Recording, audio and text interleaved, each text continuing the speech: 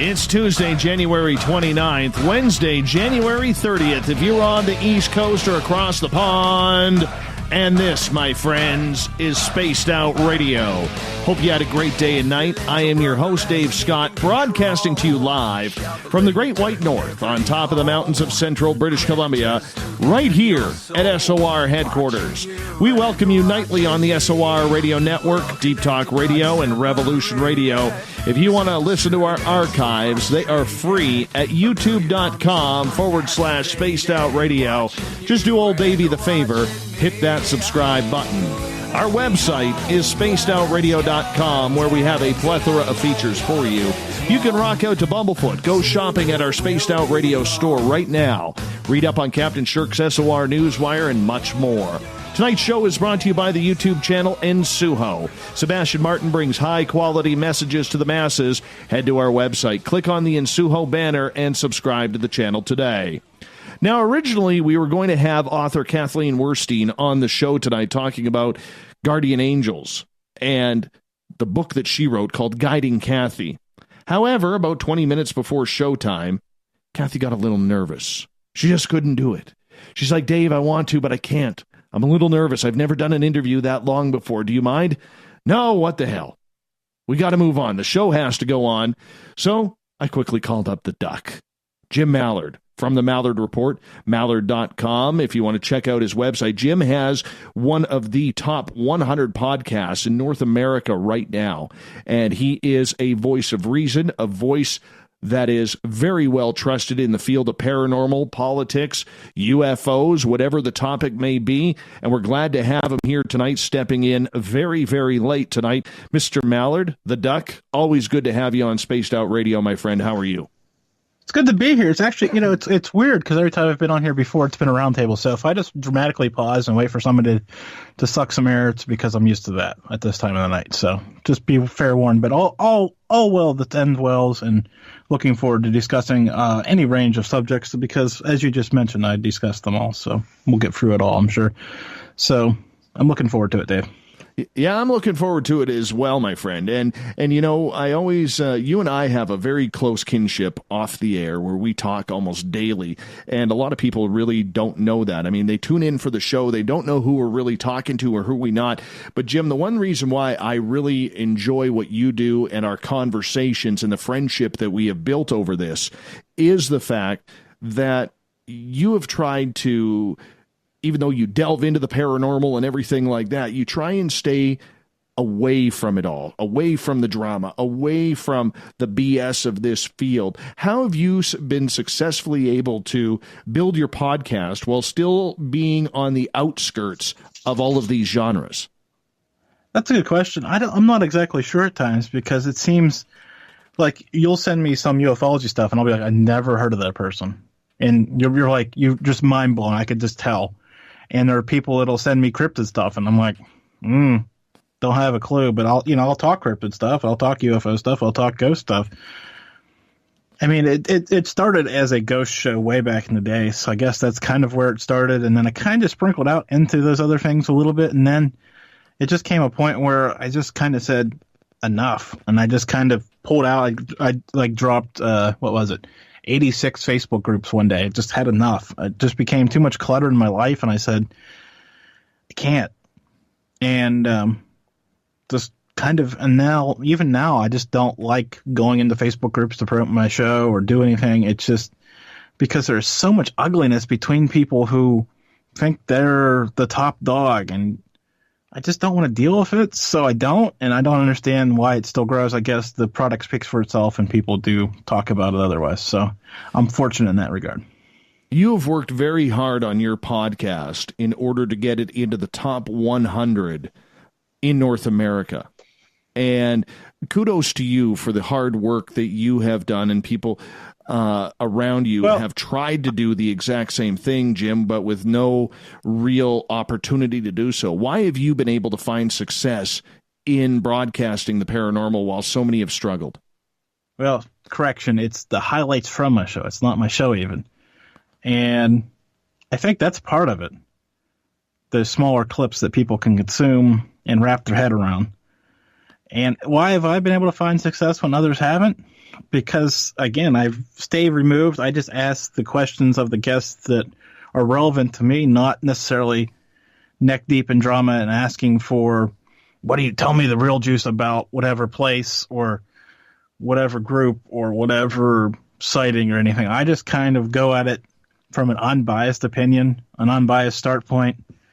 And even if biased against something or know too much about something, I try to stay neutral as I can. That way my listeners, because I can't assume, I don't assume my listeners know anything about anything that I'm talking about. So I like to start a little bit slow and build upon that. Of course, when you're only doing an hour, sometimes things do get glossed over. Do you still enjoy it after all this time? Now, I mean, that's a loaded question because the easy answer is I wouldn't be doing it if I did or if I didn't enjoy it. But do you still have fun with it? Do you still look forward to the challenge of putting together a podcast every week? The fun part is Tuesday nights at 9 p.m. Eastern. There's no question I love that part. Wednesday morning through Tuesday afternoon, it's hit and miss. There's moments that you could catch me and I could tell you the honest truth and be like, it's not worth the work that goes into that product.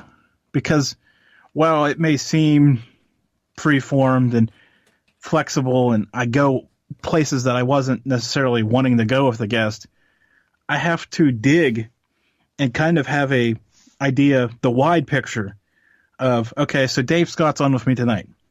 We could talk UFOs, experiences, paranormal, radio, and there's this list of things that I have to know that, okay, if maybe Dave doesn't want to talk about UFOs tonight, but he didn't tell me that, but I can just tell by how he answered that first question. So I'll slide down and talk about experiences or radio and one of those will hit and he'll be really good about it. Or maybe not. And maybe I need to keep adjusting my position throughout the course of the show to just get as much as I can out of somebody who isn't having a good night. And then there's the other side where I know one night they were counting words, not questions. I said words that I said during the program because the guest, I asked the first question and I think I got 62 words in otherwise. And it just, wow. The guest did all the hard work, all the work, pretty much.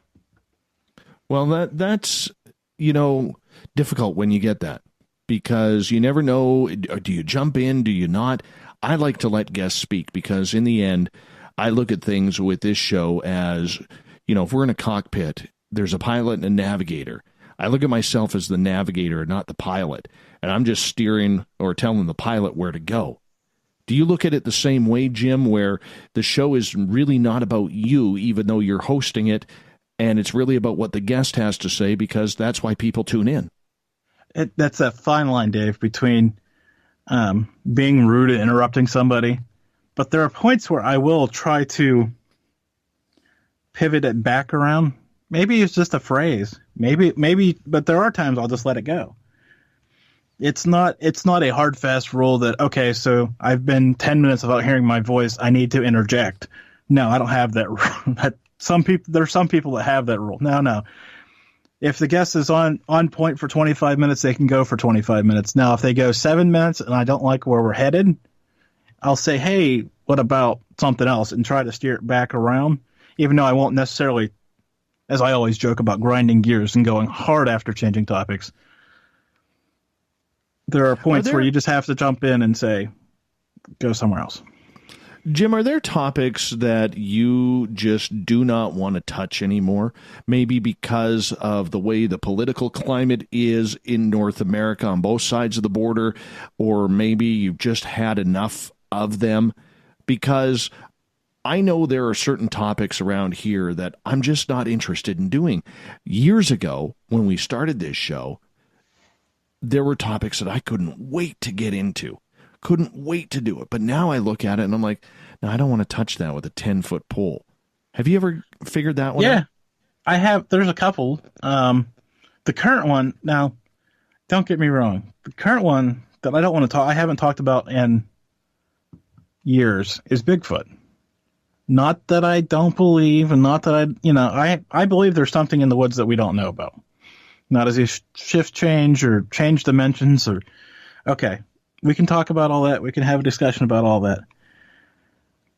But I've talked about it a couple times on the show. I guess, like I said, that's been years ago, though. Did a live call show about it. That's probably one of the, most listened to shows I've ever done. But I feel like I've talked about it, and there's nothing new to talk about. Is that what you're asking about? Yeah, exactly.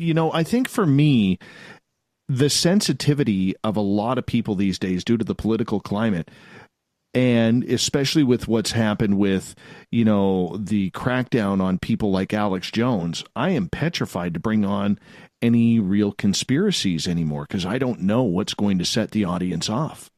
Oh, I don't worry about conspiracies or anything like that. I think they're all fascinating, and I think at some point, we're all on that slippery slope, though.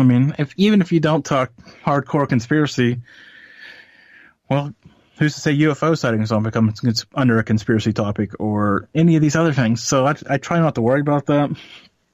But in the back of my mind, it's always there, but I can't let it dictate where I'm going to talk about things because when I get inside my own head too much sometimes, so I can't let other people get inside my head too.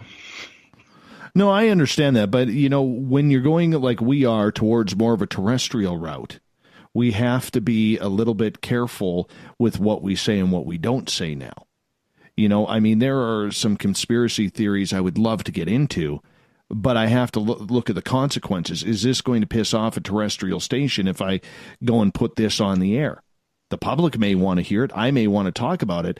But in the end, there's that giant entity called terrestrial radio that kind of dictates how we do things. And it's not by choice. It's a matter of survival. Yeah. Like I said, you have that. You're looking at that market. I look at my market a little bit differently. So that's something we have to keep in mind too. I don't, Dave, I'm going to sound like an ignorant person here for a minute. I really don't really care what my listeners think about what I'm talking about because I'm interested in it. I know there will be people out there interested in it. I'm sure that'll offend some of my listeners out there or offend some people. But if I'm interested in it, you're going to get a better show because I've done the work and I've wanted to put the time into it. Now, like I said, I could do a big show on Bigfoot next week, but I can promise you it's not going to be as good as a show would be on the NASA hoax, the moon landing. Because I'm interested in that. I'm not really interested in Bigfoot. It'll be a better show, but I don't know. You going back to your question about being tired of it. I'm not tired of any of it. Maybe some website stuff and some back end stuff that I'm sure we can lose a lot of listeners talking about, but I'm just being honest with you, I guess, for the sake of where I'm trying to go. It's a hard market to entertain too, because there are some people, I'm sure you've had these people, who don't understand why you don't talk their topic every night, whatever their topic is. Sure enough. I have people who, like you take all this MUFON stuff that's going on. I have people who are absolutely sick and tired of me talking about that or to the stars. But I like the real news aspect of it. And that's what it is. And there's questions that need to be answered that are being dodged by everyone else. And I take some heat for that. I totally do. And with the format that you have to be in the moment. Well, my model previously is still kind of this way, to create evergreen content. That was my philosophy, to create shows that were, if you'd listen to the Tonight Show 5 years from now, you wouldn't know it was recorded 5 years ago or tonight. And of course, Tonight Show in the last year or so, it's kind of dwarfed into trying to create some of that content, but also be in the present.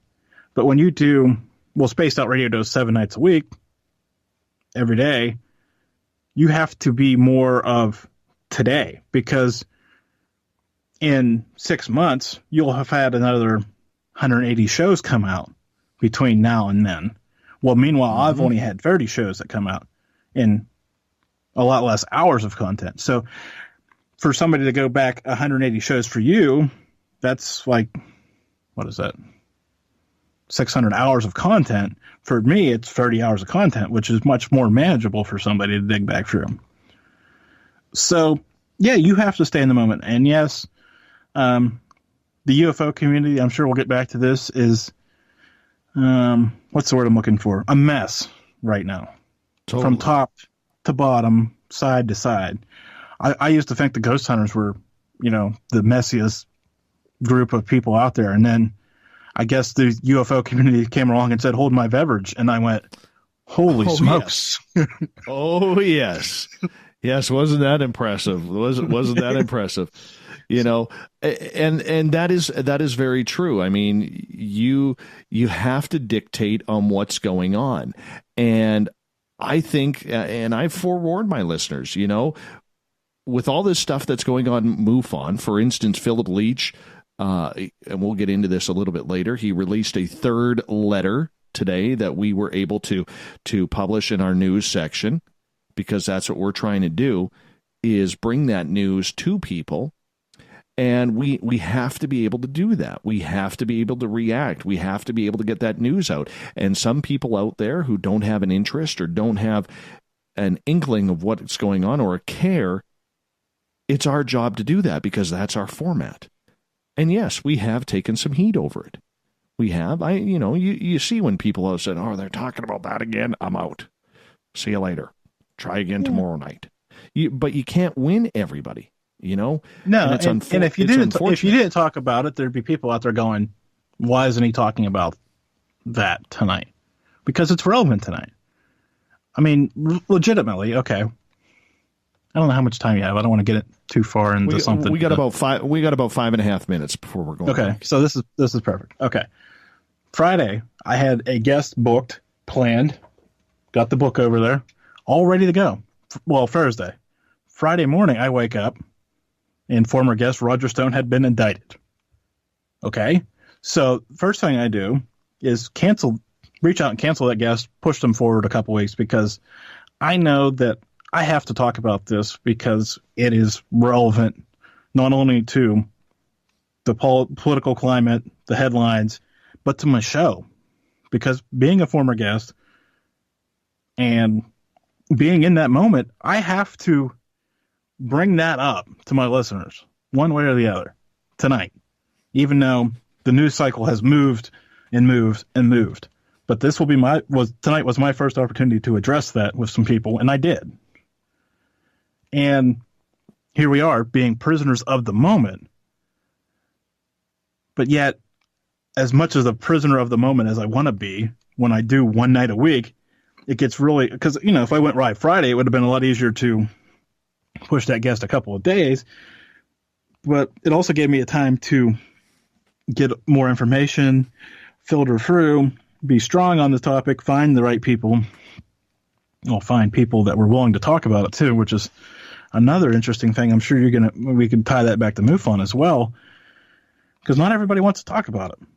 Not everybody wants to attach their name to that conversation, which is an interesting thing to me because I just don't shut up at times. So, but I do understand why some people don't want to talk about it. But anyways, but that's the thing. That's the kind of stuff we're talking about here. You have to be ready to say, yeah, that's more important than what I was going to do tonight. Well, that actually brings up a good point because there is a lot of news going on right now, and we'll get into this more after the bottom of the hour break here. But as a paranormal field, anybody who is broadcasting this, and I was talking to Erica Lukes about this today, and we were having a chat about paranormal journalism, and coincidentally, 2 nights from now, Jason Offutt, who is a university journalism professor, he will be here to talk paranormal journalism. So I don't want to hit it too hard tonight so it sounds too repetitive for Thursday. Oh, I'm sure he'll have a better take than I would, but anyway. but the idea behind it is, as we got just a couple minutes here, Jim, the field that we are in, there are very few that are actually trained journalists or people who have learned on the fly. how come we are not doing, as a unit, as a collective, doing a good job at bringing the actual news of the paranormal, supernatural, UFOs to the public eye? Because after all, that's part of the story. It's a huge part of the story. Dave, you're asking the right person this question, because I'm here to tell you it's just not a paranormal problem. It's a mainstream Wall Street, Main Street news problem.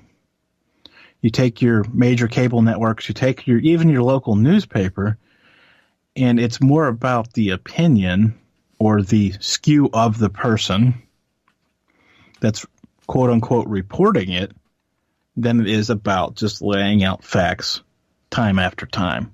So it's not necessarily a paranormal problem. It is a journalism problem. Now you're going to ask me, do I have a solution to this problem? And the answer is... we can discuss that after the break. Yeah, I was going to say, I don't want to start that one. But I mean, the idea behind that question, though, is, Jim, is we cannot take ourselves seriously if we can't do the news. And I think the problem is, and I'm not sure if you'll agree with me or not on this, but I think a part of the big problem is people don't know how to do it. Well, there's that problem, and the other problem is what types of things should be reported on. I mean, what is news? What is paranormal news? How do we define that? Where does that box go? Well, I think there's a lot of answers to that, to be honest. I know. Okay, there's a lot of answers. You take the MUFON story. You take the MUFON story that's been going on here for the last couple of weeks. All right. If that was any mainstream company, that would be headline news with the drama that is actually coming on. That would be headline news of the infighting, of the corporate infighting, of the board of directors fighting, members calling out members, finances being put into question. Everything. It has everything. It has racism. It has scandal, giving away information to other groups. But what, you know what I'm saying? But what if I told you, this is scary, this is fun, what if I told you all of that is the tip of the iceberg for that story, and the best is yet to come? I agree, and you hold that thought. We're going to get right back into it right after the break here on Spaced Out Radio. Jim Malliard from the Malliard Report is our guest tonight on the Mighty SOR. We'll be back with the Duck right after this.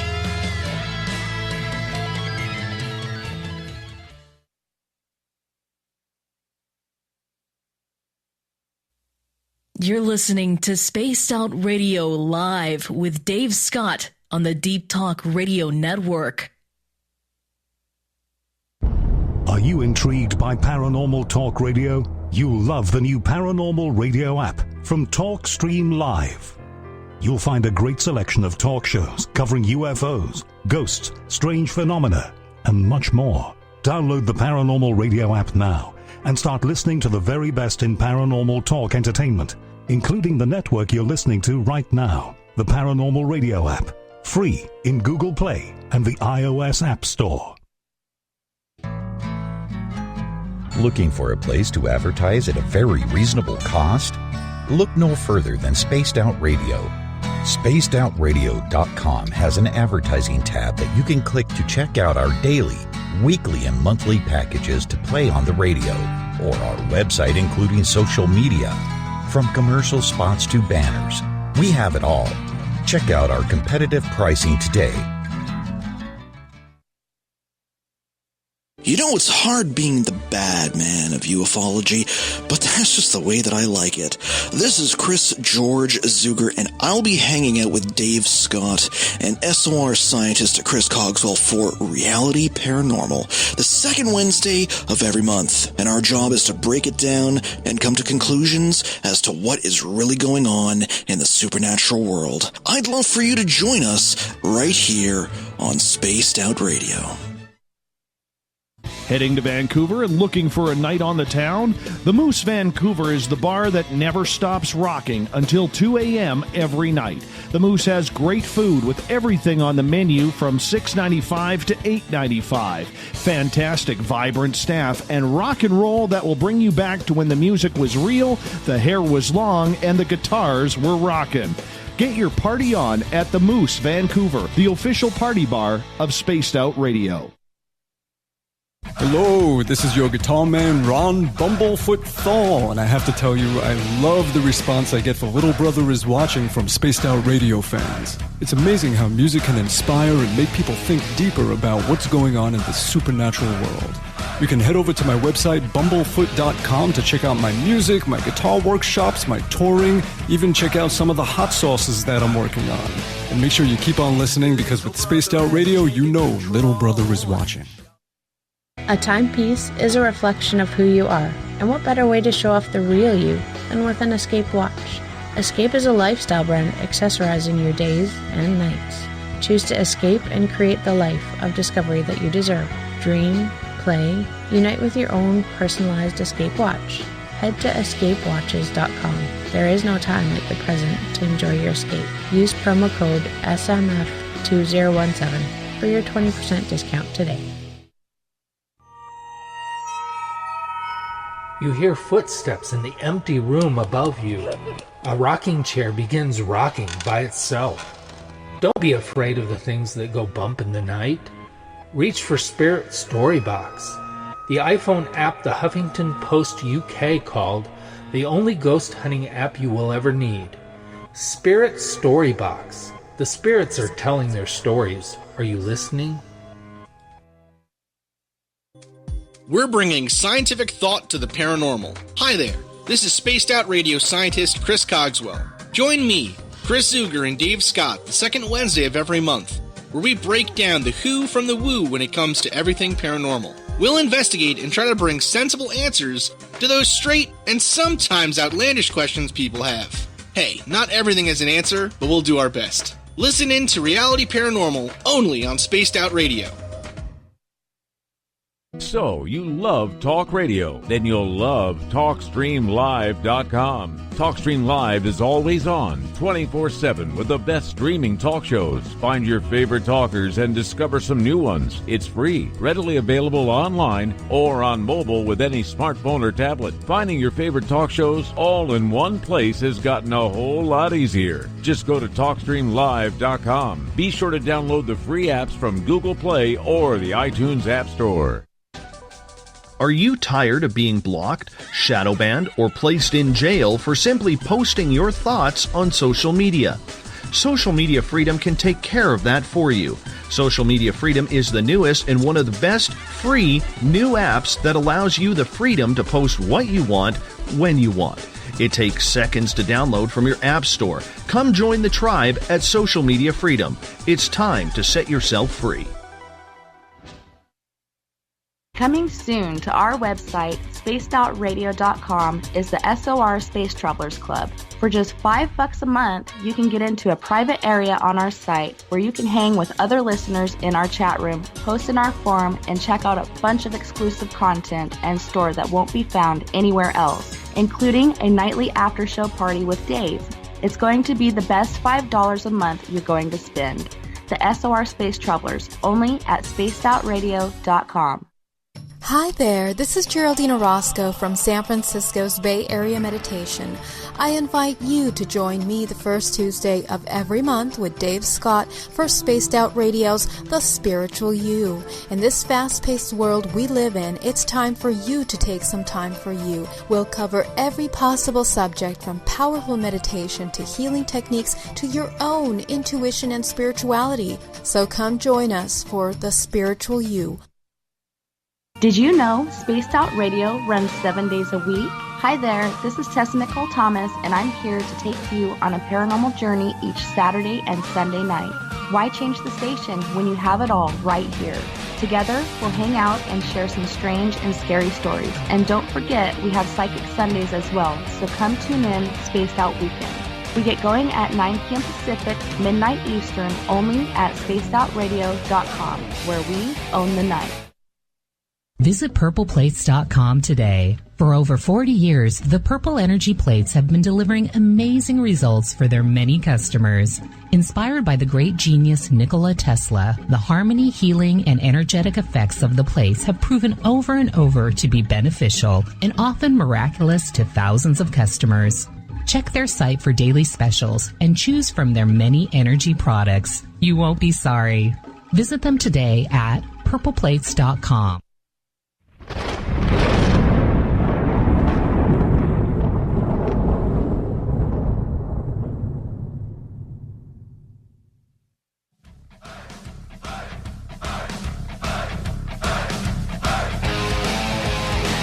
Welcome back to the second half hour of Spaced Out Radio tonight. I am your host, Dave Scott. Great to have you with us.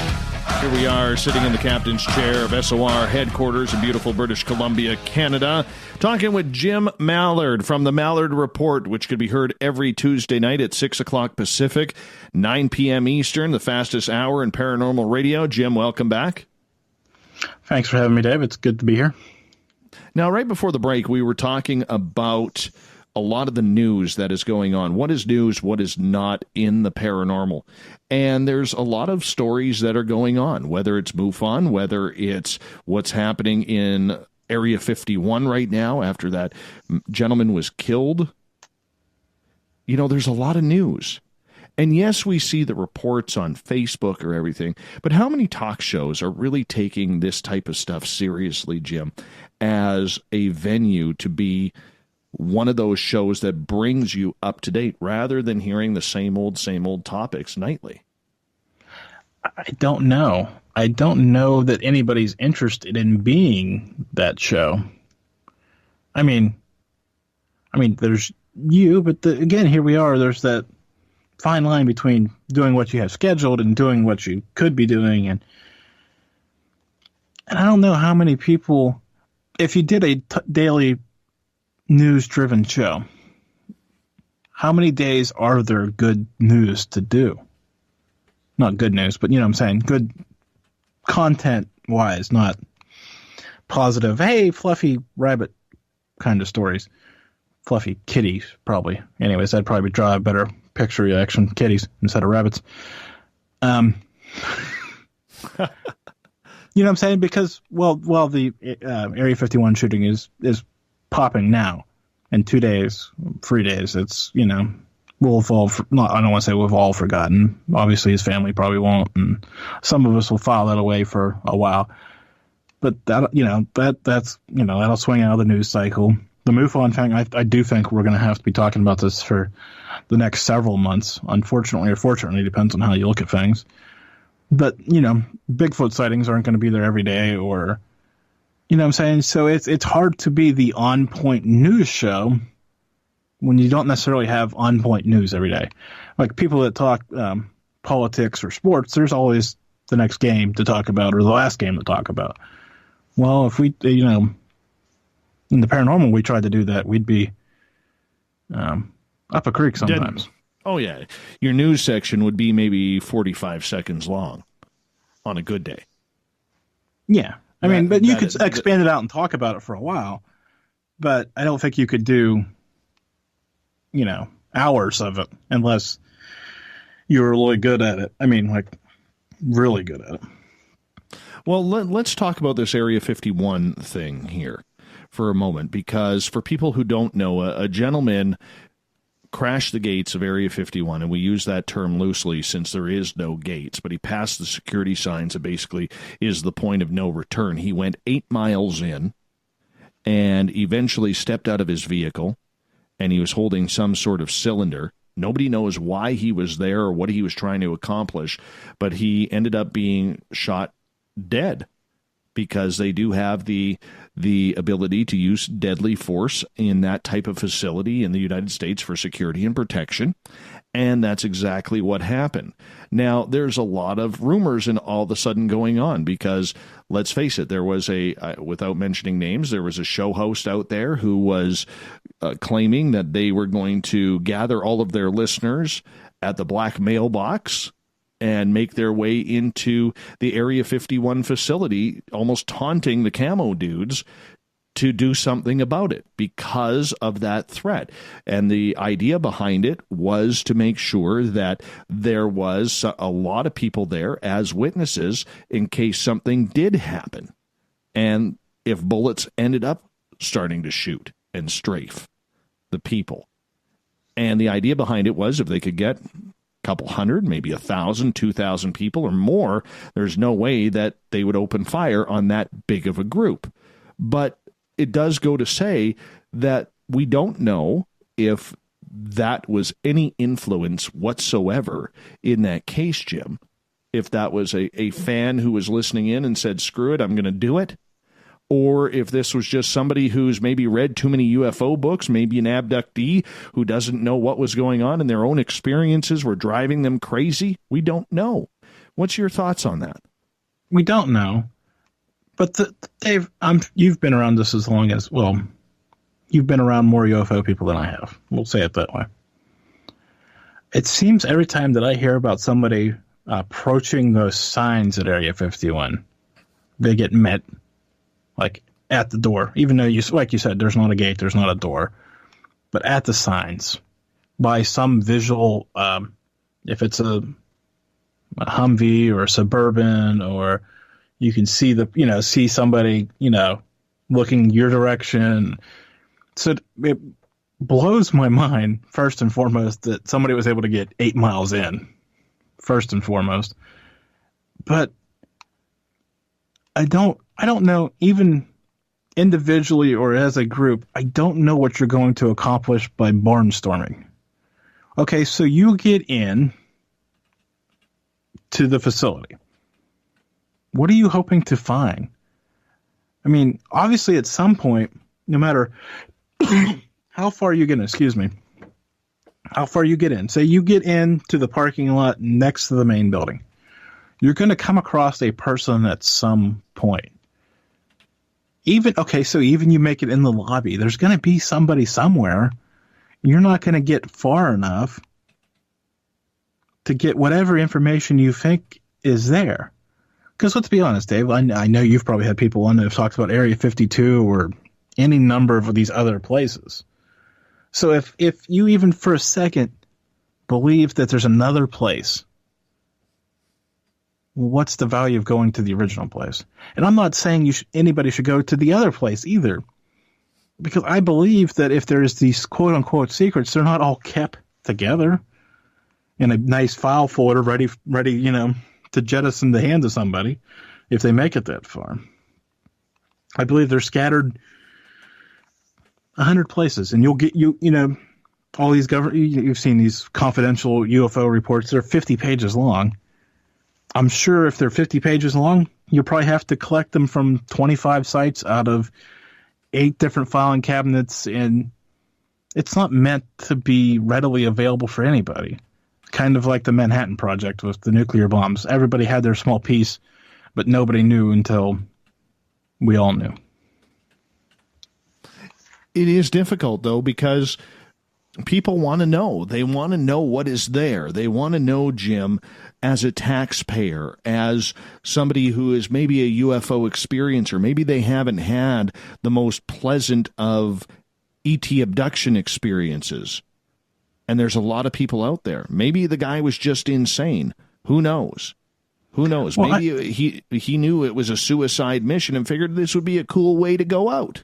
We don't know. I mean, that's a very serious possibility, too, because there are a number of cases, especially the last year, of, how are they phrasing it? Police-assisted suicide? Yes. That's an issue amongst itself, let alone taking it to a place that has, I don't want to say cultural, but I guess there is a UFO culture of, impact to it. So it's really an uneasy, and the problem is, and here's some of this conspiracy stuff that makes people uncomfortable, like the Las Vegas shooting. The FBI wasn't able to find a motive there either. Yeah, so I found that interesting. Will we ever quite know what happened to this guy? That's the hard part. I mean, I hope for his family they know one way or the other what was the driving force and can make peace with it all and be. I mean, you know what I'm saying?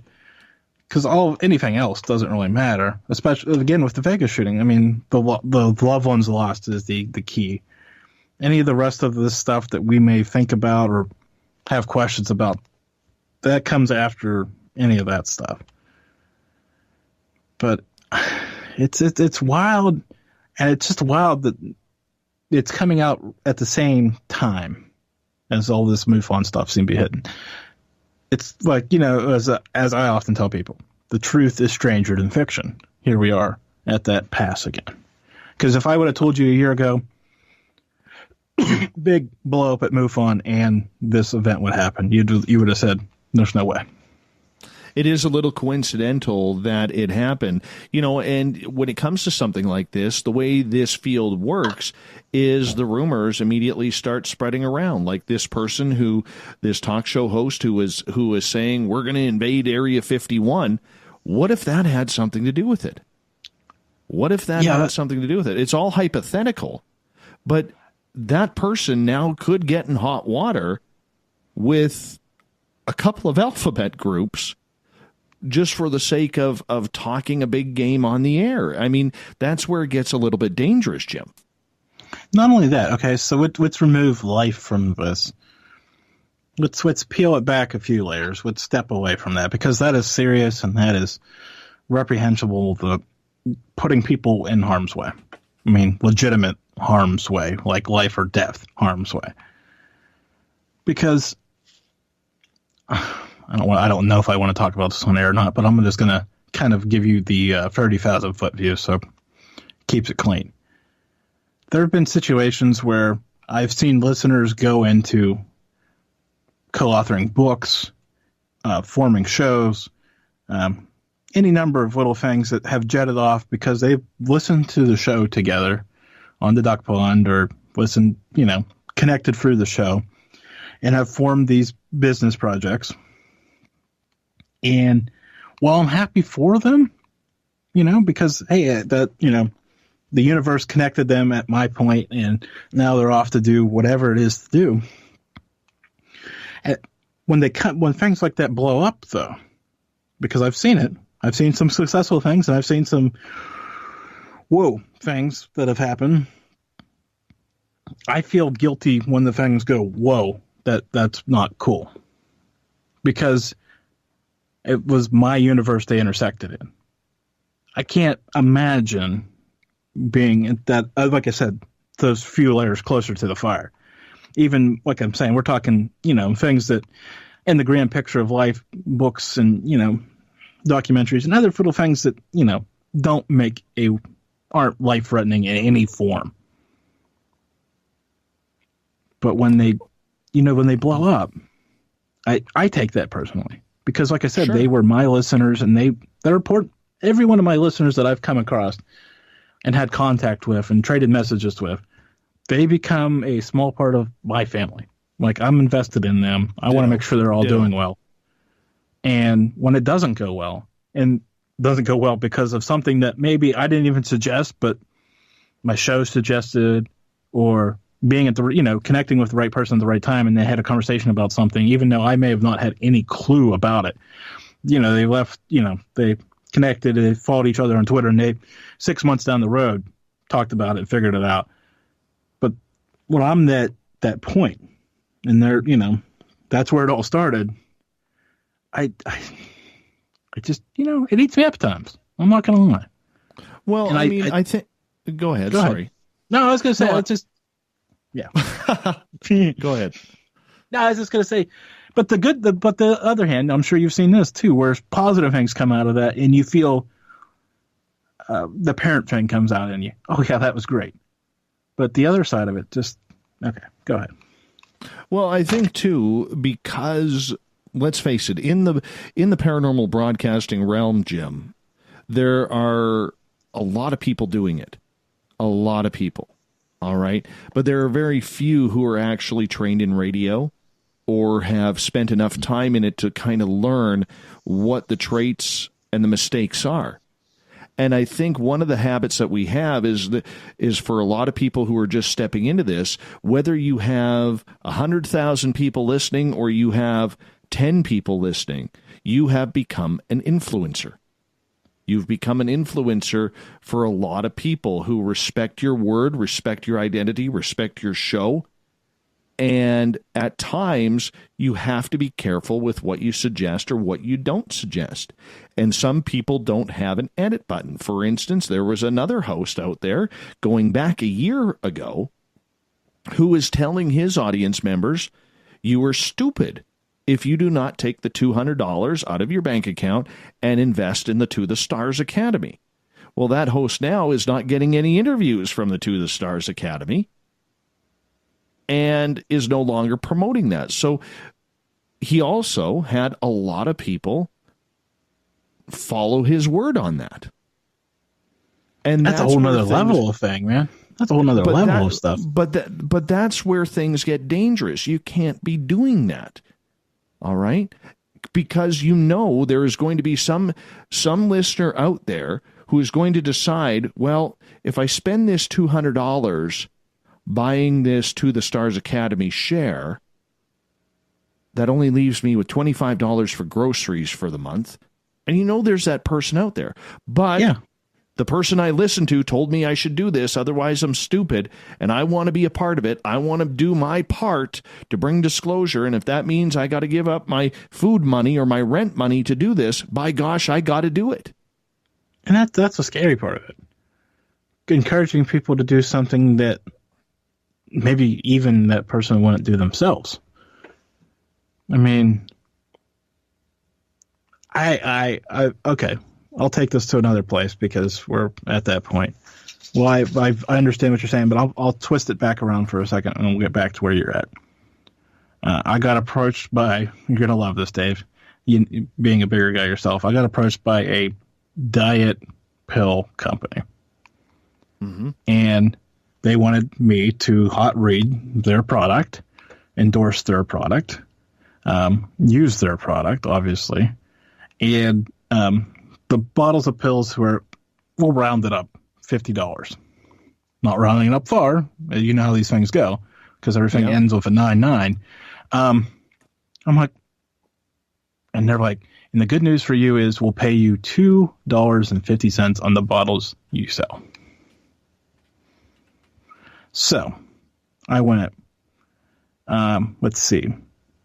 I'm a podcast radio show host, so how I appear isn't necessarily going to be a great selling point. First off, I don't want to be asking my listeners I'd have to take it and be able to see some result so I could sell it. So I'm going to be on it before. There's all these other medical risks involved with this type of product. Let's be honest with that. And then there's this whole, I'm making nickels on the dollar they're charging my listeners for. And I couldn't do it. I just kind of said, no, I'm going to pass. Now, meanwhile, I'm looking at my current sponsor, which is Charities, made in America, a product that I not only understand, isn't going to hurt somebody. That's something I can put my name on. I'm quite literally going to be putting my name on it here. Going to get some duck shirts or some theme shirt coming out in the spring. So those are the moral obligations that hosts face. Doesn't mean they necessarily face it with the moral view of it. Because, $250, you believe you could sell a bunch of them, you could, make some good money if you're willing to go that route. And that's again asking your listeners to buy a product that do they need, do they want. But if you ask them, they feel obligated because everybody out there knows that this isn't necessarily, let's be honest, this isn't a paying gig as a root cause. All our listeners know that. So when a host comes on and says, hey, I've got this product, whichever way we want to cut this, buy it because it'll help me. Well, there are people out there, like you were saying, that are just going to do it because they want to support you. So at the end of the day, I sleep well knowing that if I say, hey, go check out the Verities people, Verities person, Aaron, anyways, that I'll sleep well knowing that, not saying, hey, take this supplement because I do make a little money. And I don't know, it's probably cost me, well, thousands of dollars to just put it blank because I won't hawk this or hawk that or put my name on something I don't believe in. And you know what? Like I said, I sleep well every night knowing that not only have I not put my name in jeopardy or my show name in jeopardy, hence back and forth the same thing, I haven't put anyone else in jeopardy because I decided to pitch them a product that, may have who knows what in it. Well, and that's the big thing, is you have to watch what you put your name on. I know with our advertisers that we are now searching for, we have one rule: no snake oil sales pitches. There is just none of that. I mean, we care about our audience way too much. And if you, like you are doing, Jim, as we got about 30 seconds here before we got to go to break at the top of the hour, like you were doing, you really have to respect your audience in order to really choose what you're going to make money off of, even if it is pennies on the dollar. Yeah, at the end of the day, you have to respect them and they'll respect you for it. Oh, absolutely. And that's all you can do. That's all you can do. Jim, I'm going to get you to hold on here as we are going to go to break here at the top of the hour. Jim Malliard is our guest tonight on Spaced Out Radio. He is with the Malliard Report, which airs at Mallard.com. Tuesday night, 6 p.m. Pacific, 9 p.m. Eastern. Check it out. It's one of the best podcasts out there. Jim will be with us right after this for hour number 2. We'll be back.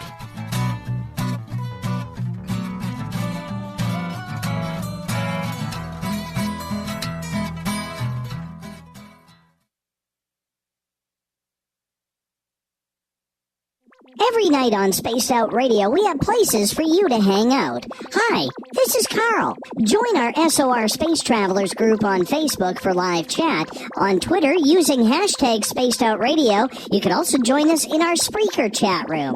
Check us out on Instagram at Dave Scott SOR. All of our archives are free on YouTube at Spaced Out Radio. By the way, I'll be watching you at your window until you do. Bye! Looking for the stories of the strange and weird that you will find hard to find anywhere else? Check out the SOR Newswire on our website. Our writers, led by Captain Shirk, are scouring the world for the oddest and most bizarre stories we can find. Everything from weird crime to suspenseful and paranormal. We're working hard for you to bring you the most intriguing news of your day. Check out the SOR Newswire at spacedoutradio.com today. You're listening to Spaced Out Radio Live with Dave Scott on the Deep Talk Radio Network. The freedom to post what you want, when you want. That's the social media freedom you need. Social Media Freedom is the free app in your app store. No need to worry about going to jail or being shadow banned any longer. It's the freedom to say what you feel. The freedom to know Big Brother isn't watching. It's the way social media is supposed to be. Social Media Freedom. It's time to set yourself free. Download from your app store today. Visit purpleplates.com today. For over 40 years, the Purple Energy Plates have been delivering amazing results for their many customers. Inspired by the great genius Nikola Tesla, the harmony, healing, and energetic effects of the plates have proven over and over to be beneficial and often miraculous to thousands of customers. Check their site for daily specials and choose from their many energy products. You won't be sorry. Visit them today at purpleplates.com. On the first Tuesday of every month, I encourage you to come along for a journey with me, Geraldine Orozco, on The Spiritual You.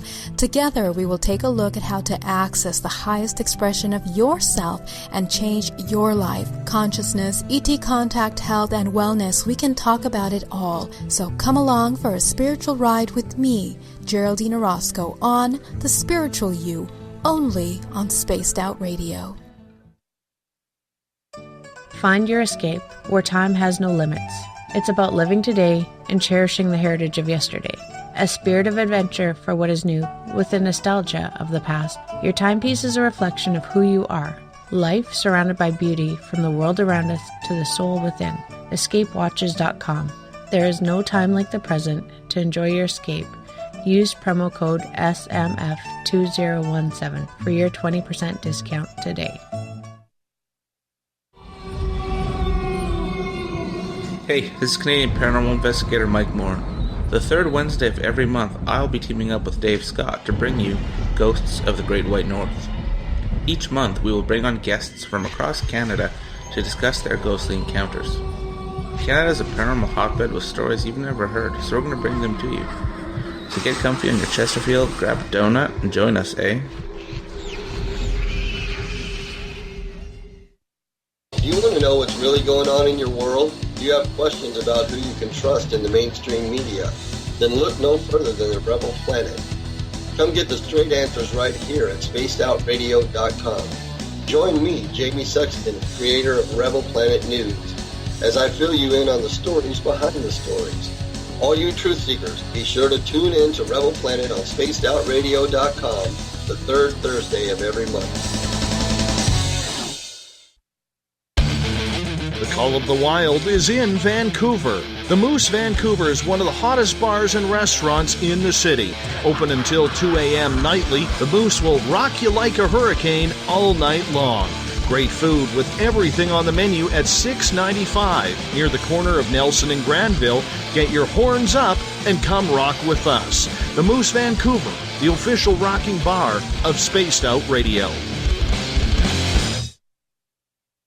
So, you love talk radio? Then you'll love TalkStreamLive.com. TalkStream Live is always on, 24/7, with the best streaming talk shows. Find your favorite talkers and discover some new ones. It's free, readily available online or on mobile with any smartphone or tablet. Finding your favorite talk shows all in one place has gotten a whole lot easier. Just go to TalkStreamLive.com. Be sure to download the free apps from Google Play or the iTunes App Store. You hear footsteps in the empty room above you. A rocking chair begins rocking by itself. Don't be afraid of the things that go bump in the night. Reach for Spirit Storybox, the iPhone app the Huffington Post UK called the only ghost hunting app you will ever need. Spirit Storybox. The spirits are telling their stories. Are you listening? You know, it's hard being the bad man of ufology, but that's just the way that I like it. This is Chris George Zuger, and I'll be hanging out with Dave Scott and SOR scientist Chris Cogswell for Reality Paranormal, the second Wednesday of every month. And our job is to break it down and come to conclusions as to what is really going on in the supernatural world. I'd love for you to join us right here on Spaced Out Radio. We are getting ready to relaunch the SOR Space Travelers Club at spacedoutradio.com. For $5 a month, you can join us for a plethora of features found nowhere else. Hang out in a private chat room during the show and after party. You can check out some exclusive content and a store specifically for you, as well as a private listener forum where you can post your thoughts, stories, and pictures. The SOR Space Travelers Club, coming soon to spacedoutradio.com. Looking for a place to advertise at a very reasonable cost? Look no further than Spaced Out Radio. SpacedOutRadio.com has an advertising tab that you can click to check out our daily, weekly, and monthly packages to play on the radio, or our website including social media. From commercial spots to banners, we have it all. Check out our competitive pricing today.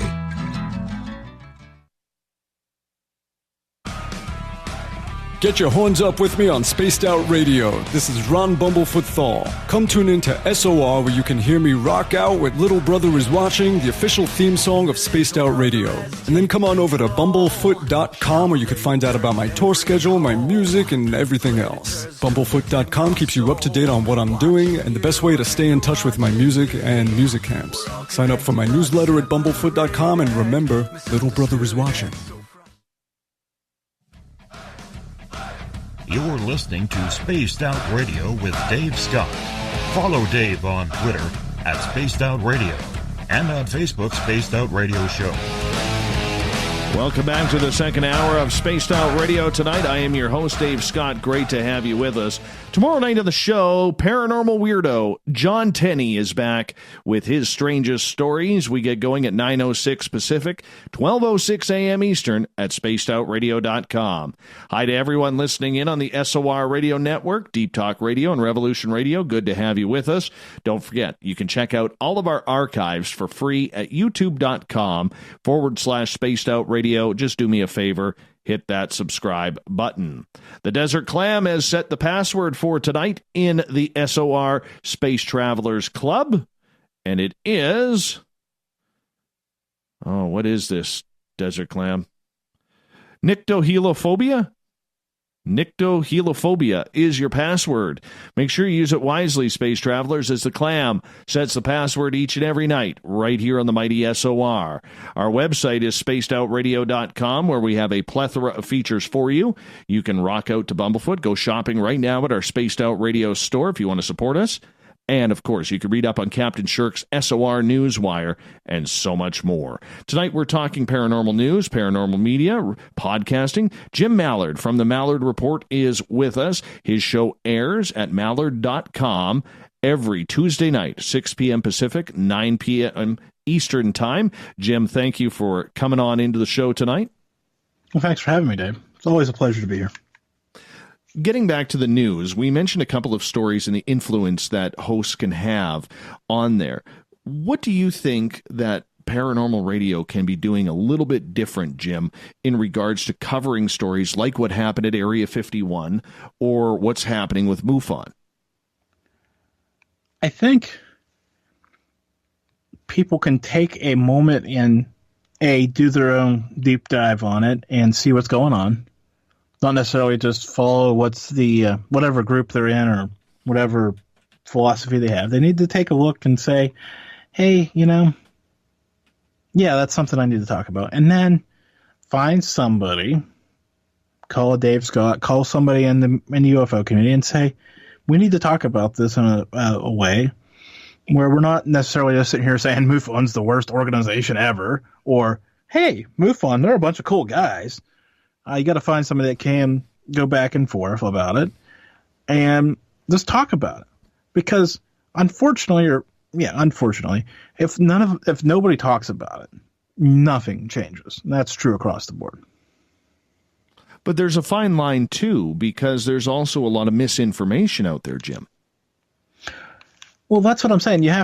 People have to do their own deep dive and figure out who they can believe. And unfortunately, yes, there's misinformation out there, but I believe to a certain degree, I'm not sure how deep this one goes, but every misinformation started somewhere as a fact or somebody's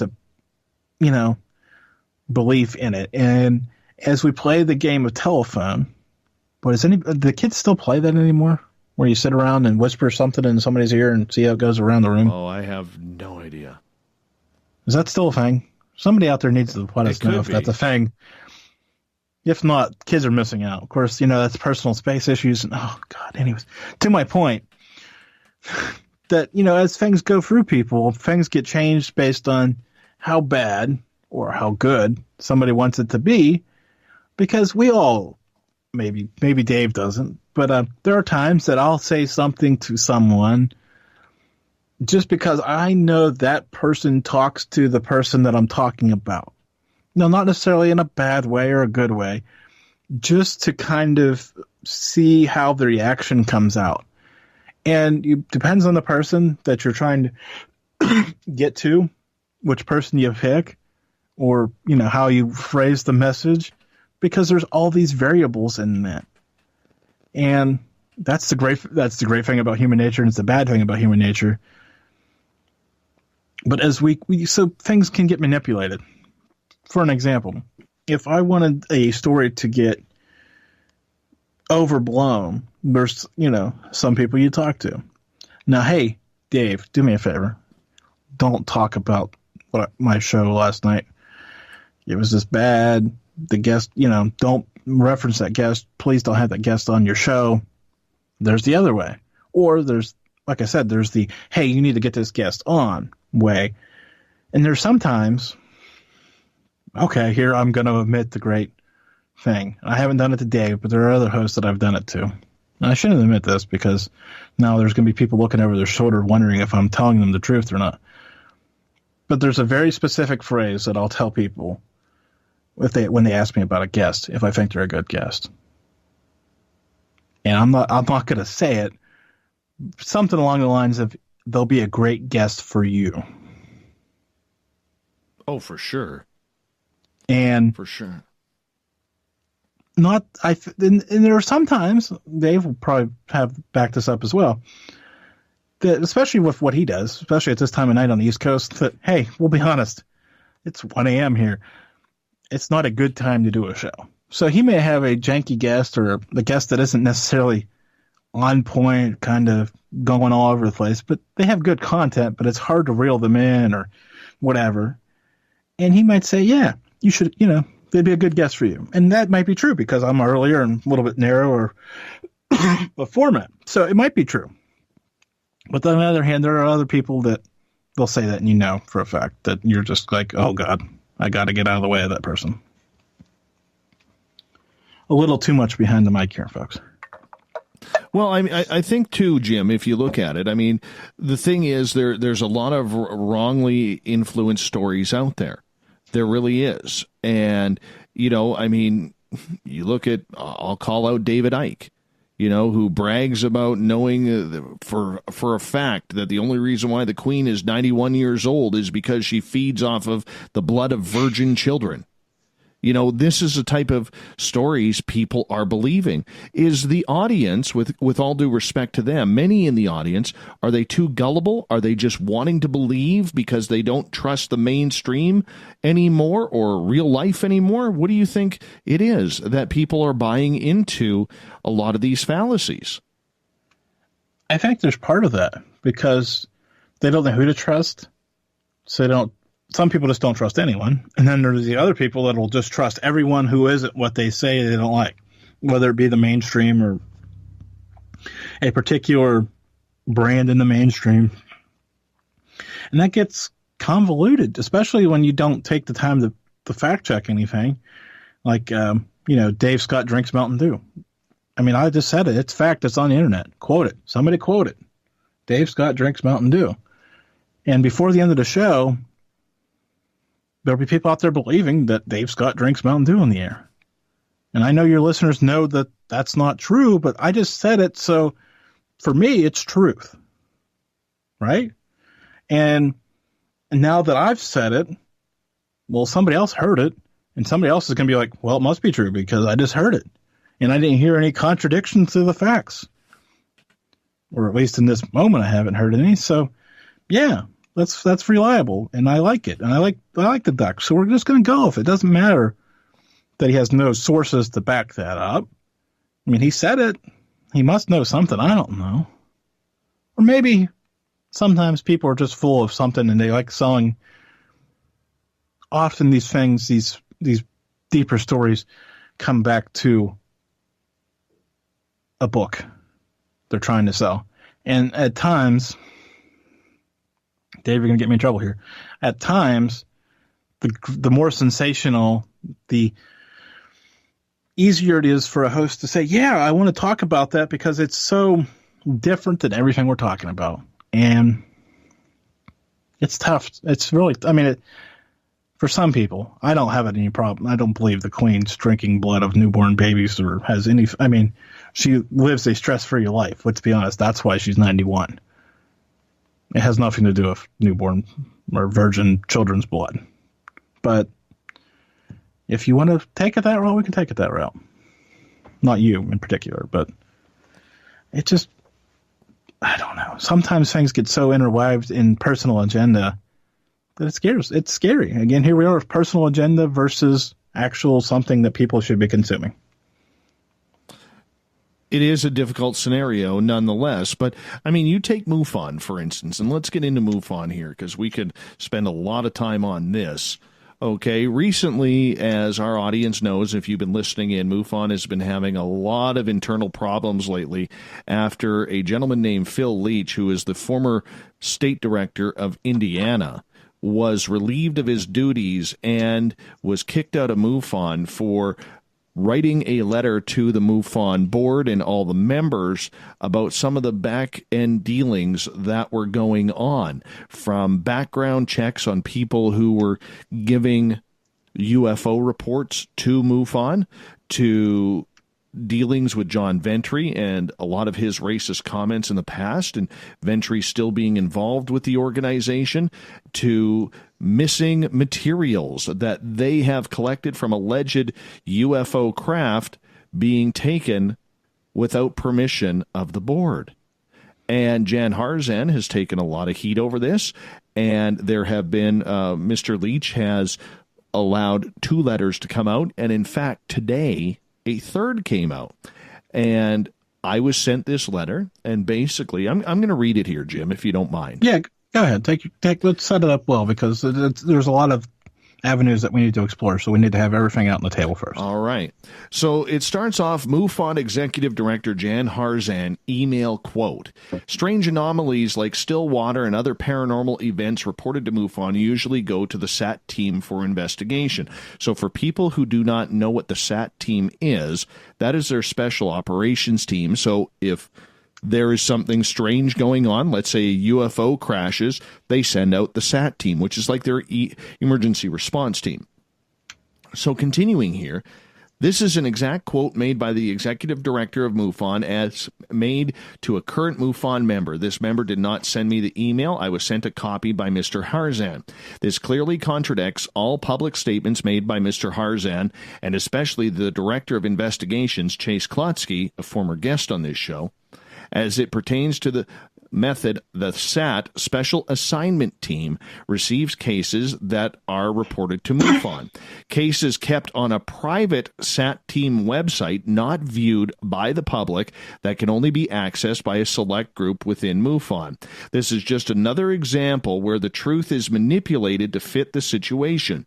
The SAT team, according to both Harzan and Klotsky, only receives cases that are reported to MUFON, not using the CMS reporting system. This only raises more concerns of credibility of management. To some, the statement made by the executive director along with the DOI above seems as if it does not make a difference. That could not be further from the truth. MUFON has claimed for many years it is a public access organization, hiding nothing from the public, attempting to solve this mystery. It is past time for the reorganization. It is time to take a hard look at the SAT team designed and managed by Klotsky at conception. MUFON members are more than capable to investigate any case, sensitive or not. That is a slap in the face for those who have dedicated themselves to the organization. If it is an issue of proper training, that would be another management issue. Or is it a matter of trust? Or is there simply a monetary value to all that determines right from wrong?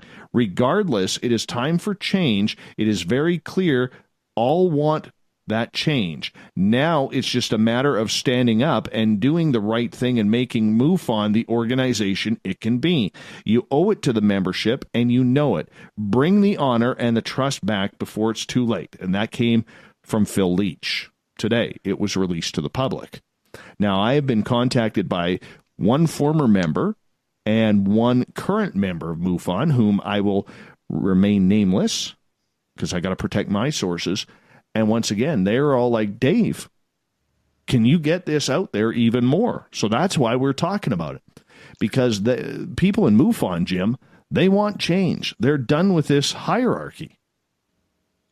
So let's keep that letter open, because there's a number of things that I want to addressed, and I might need you to quote back to. Let's start with the root problem.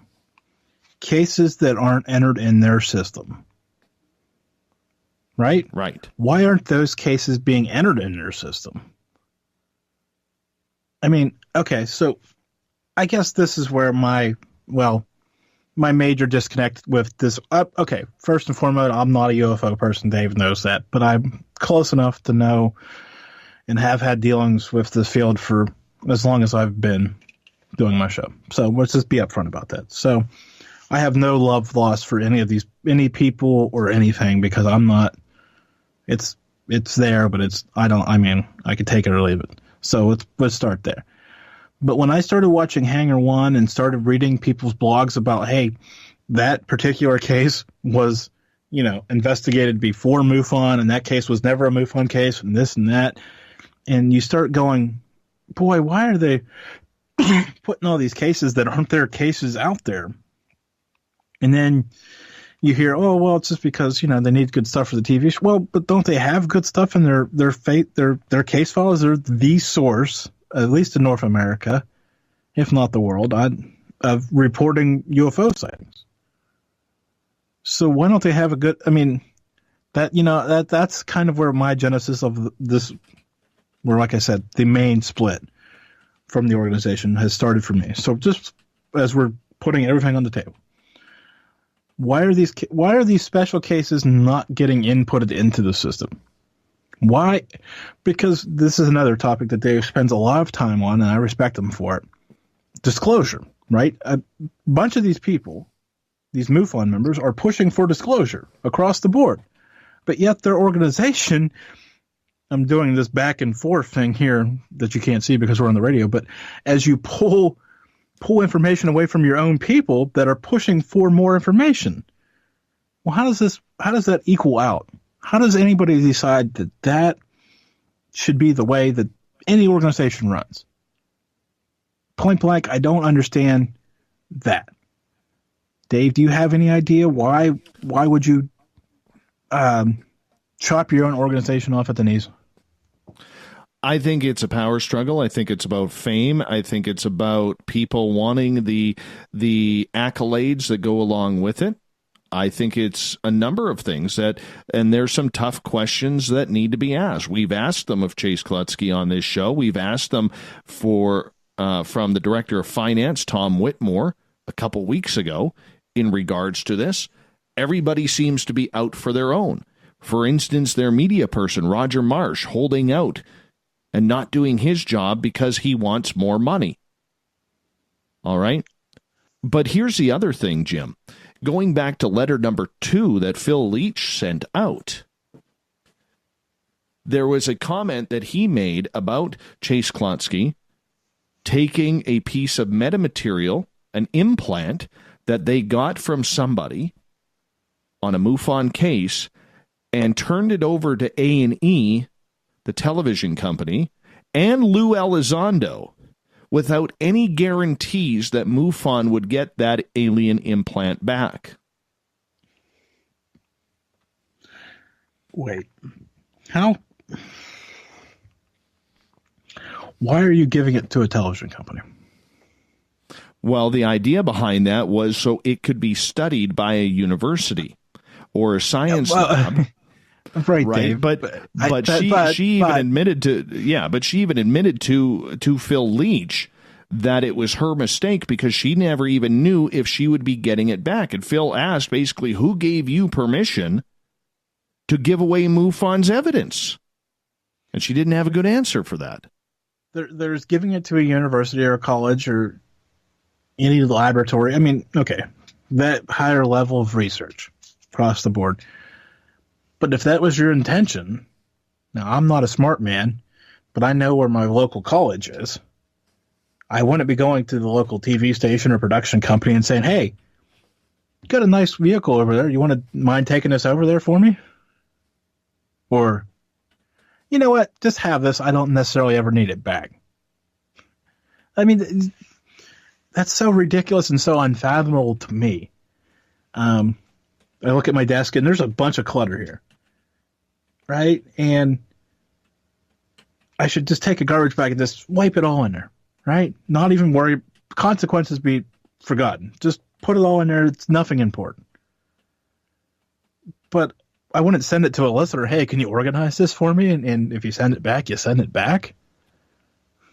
When you say I think it was Colin Cowherd who I was listening to one day. When you say things out loud, it really resonates differently than when you read it on a computer screen. And that's what this story is doing to me. It resonates differently when we're sitting here talking about it compared to when we talk about it on Facebook. Because none of it, not a word of this, instills trust, respect, responsibility, or any of these great basic tenets that a agency, an organization should have when they're trying to tell people stories. It's just mind-blowing to me that, and not only tell people stories, but have people who are honest and truthful and great people. There are great MUFON members, ground level, boots on the ground investigators. I'm sure Dave knows a bunch. I know a few.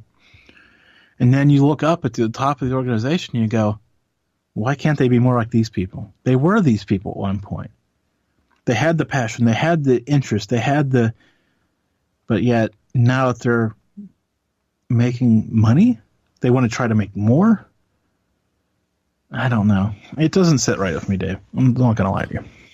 No, there's something very uncomfortable about that. As we got about 95 seconds here before we got to go to break at the bottom of the hour. Is this something that MUFON can struggle, or do you feel they need an entire reorganization from the top down of their board of directors?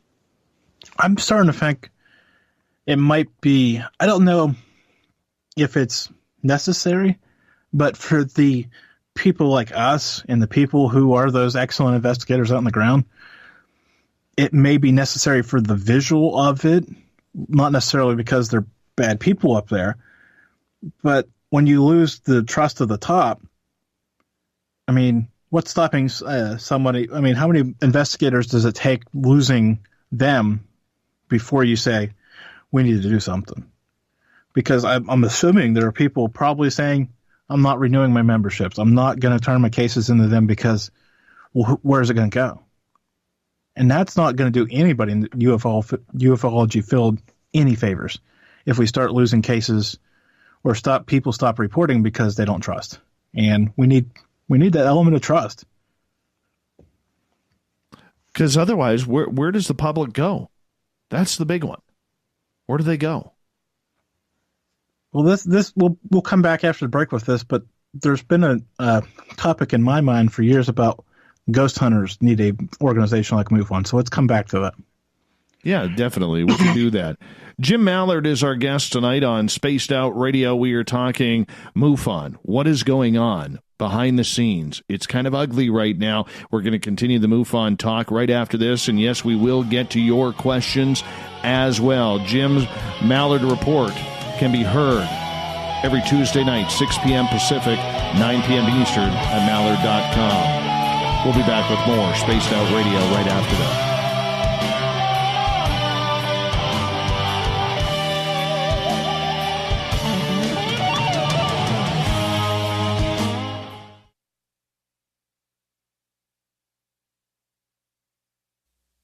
You're listening to Spaced Out Radio Live with Dave Scott on the Deep Talk Radio Network. Hi there, this is Geraldine Orozco from San Francisco's Bay Area Meditation.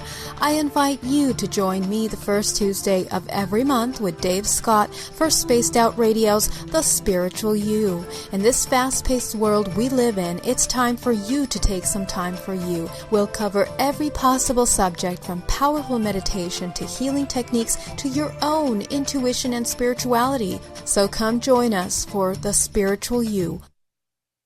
You know, it's hard being the bad man of ufology, but that's just the way that I like it.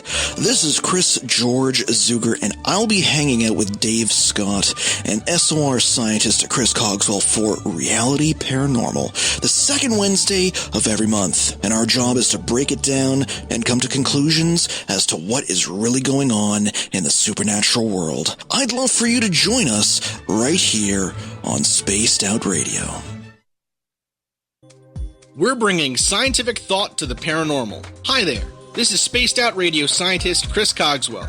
Join me, Chris Zuger, and Dave Scott the second Wednesday of every month, where we break down the who from the woo when it comes to everything paranormal. We'll investigate and try to bring sensible answers to those straight and sometimes outlandish questions people have. Hey, not everything has an answer, but we'll do our best. Listen in to Reality Paranormal only on Spaced Out Radio.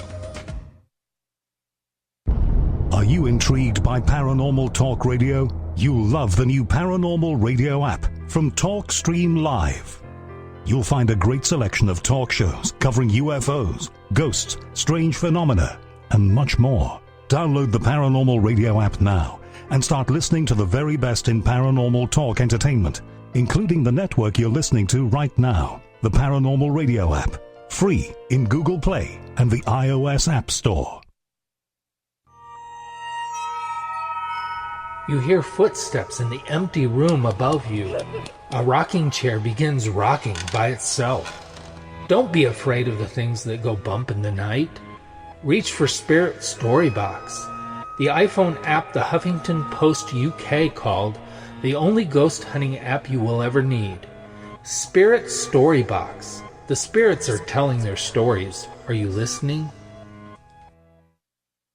So, you love talk radio? Then you'll love TalkStreamLive.com. TalkStream Live is always on, 24/7, with the best streaming talk shows. Find your favorite talkers and discover some new ones. It's free, readily available online or on mobile with any smartphone or tablet. Finding your favorite talk shows all in one place has gotten a whole lot easier. Just go to TalkStreamLive.com. Be sure to download the free apps from Google Play or the iTunes App Store. Heading to Vancouver and looking for a night on the town? The Moose Vancouver is the bar that never stops rocking until 2 a.m. every night. The Moose has great food with everything on the menu from $6.95 to $8.95. Fantastic, vibrant staff and rock and roll that will bring you back to when the music was real, the hair was long, and the guitars were rocking. Get your party on at the Moose Vancouver, the official party bar of Spaced Out Radio. Are you tired of being blocked, shadow banned, or placed in jail for simply posting your thoughts on social media? Social Media Freedom can take care of that for you. Social Media Freedom is the newest and one of the best free new apps that allows you the freedom to post what you want, when you want. It takes seconds to download from your app store. Come join the tribe at Social Media Freedom. It's time to set yourself free. A timepiece is a reflection of who you are, and what better way to show off the real you than with an Escape watch? Escape is a lifestyle brand accessorizing your days and nights. Choose to escape and create the life of discovery that you deserve. Dream, play, unite with your own personalized Escape watch. Head to escapewatches.com. There is no time like the present to enjoy your escape. Use promo code SMF2017 for your 20% discount today. Coming soon to our website, spacedoutradio.com, is the SOR Space Travelers Club. For just $5 a month, you can get into a private area on our site where you can hang with other listeners in our chat room, post in our forum, and check out a bunch of exclusive content and store that won't be found anywhere else, including a nightly after-show party with Dave. It's going to be the best $5 a month you're going to spend. The SOR Space Travelers, only at spacedoutradio.com.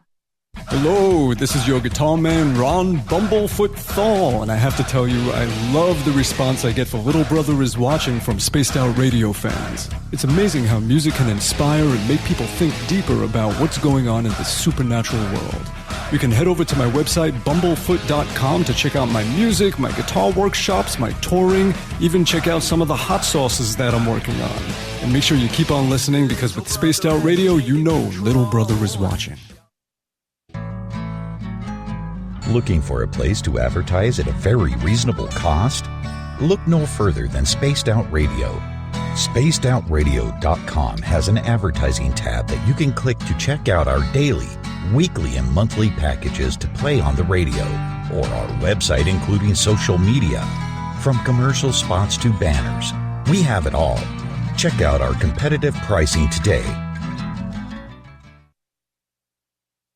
Visit purpleplates.com today. For over 40 years, the Purple Energy Plates have been delivering amazing results for their many customers.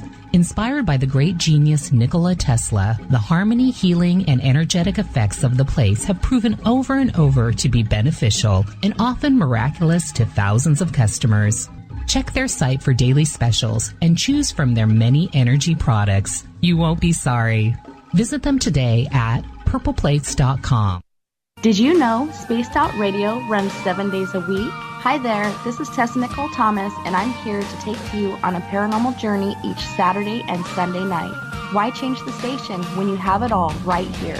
Together, we'll hang out and share some strange and scary stories. And don't forget, we have Psychic Sundays as well, so come tune in Spaced Out Weekend. We get going at 9 p.m. Pacific, midnight Eastern, only at spacedoutradio.com, where we own the night.